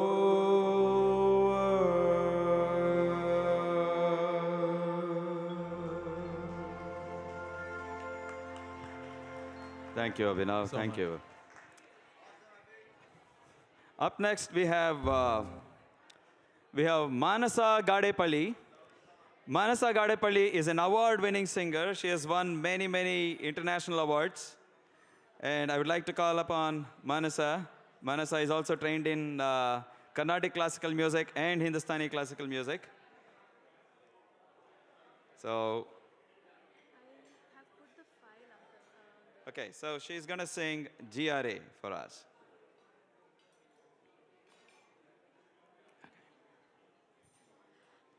Hi, everyone. Hi, everyone. Are you guys enjoying so far? Did you like the food? Okay, now I hope you like the song as well.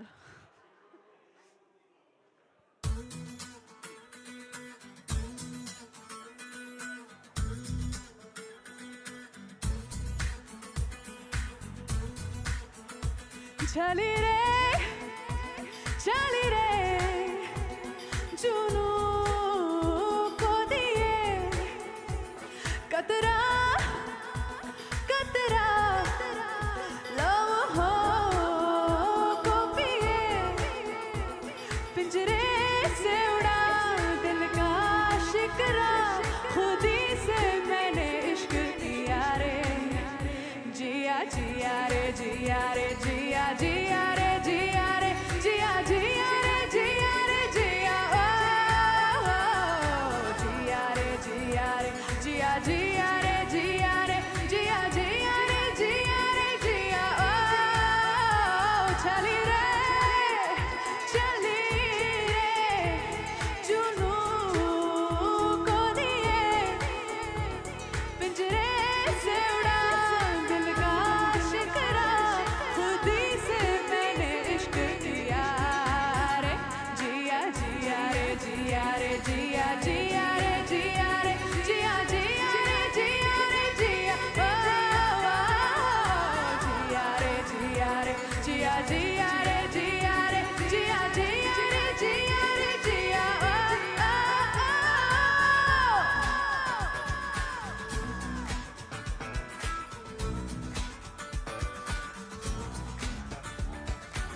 Make the way for Kira, pump it up, move aside, she see ya. Hey, get up, everybody wanna see her, wanna be her. She's a Kira.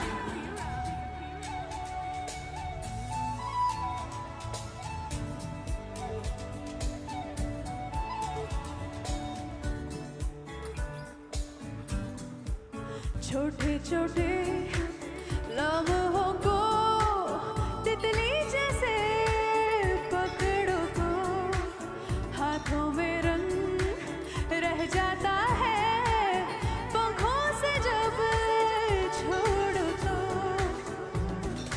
वक्त चलता है वक्त का, मगर रंग उतरता है आखिर, उड़ते उड़ते फिर एक वादा मैंने कर लिया रे, जिया जिया रे, जिया रे, जिया जिया रे, जिया रे, जिया जिया रे, जिया रे, जिया हो जिया रे, जिया रे, जिया जिया रे, जिया रे, जिया जिया रे, जिया रे, जिया ओ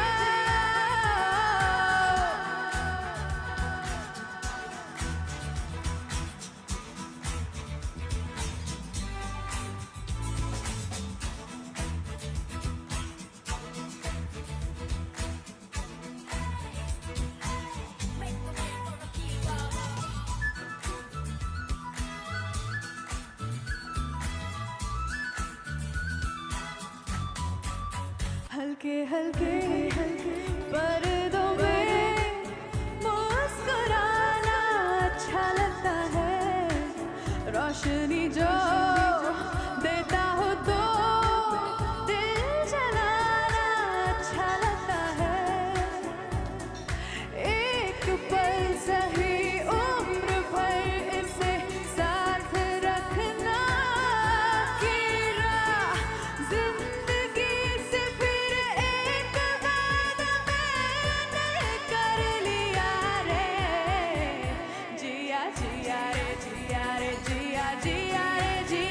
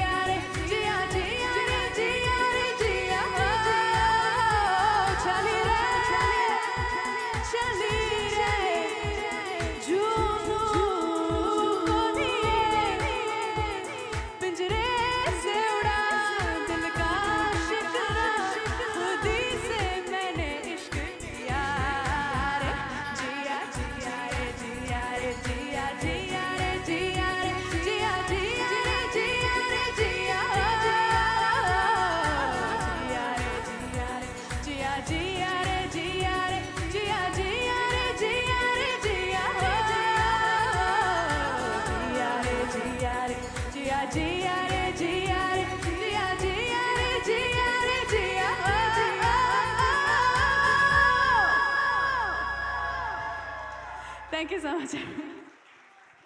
And also, it is my pleasure to say that she is one of my students. Thank you so much.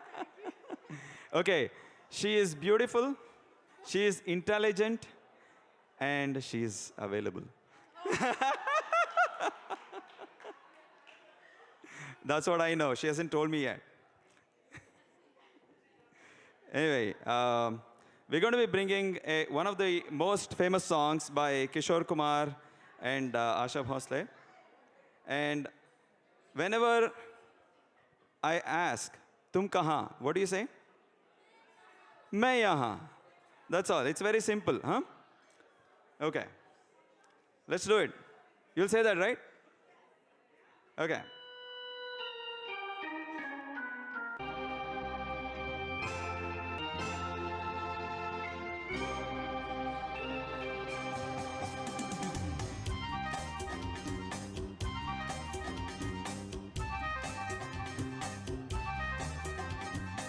जाने जा ढूंढता फिर रहा हूँ तुम्हें रात दिन मैं यहाँ से वहाँ जाने जा ढूंढता फिर रहा हूँ तुम्हें रात दिन मैं यहाँ से वहाँ मुझको आवाज़ दो छुप गए हो सनम तुम कहाँ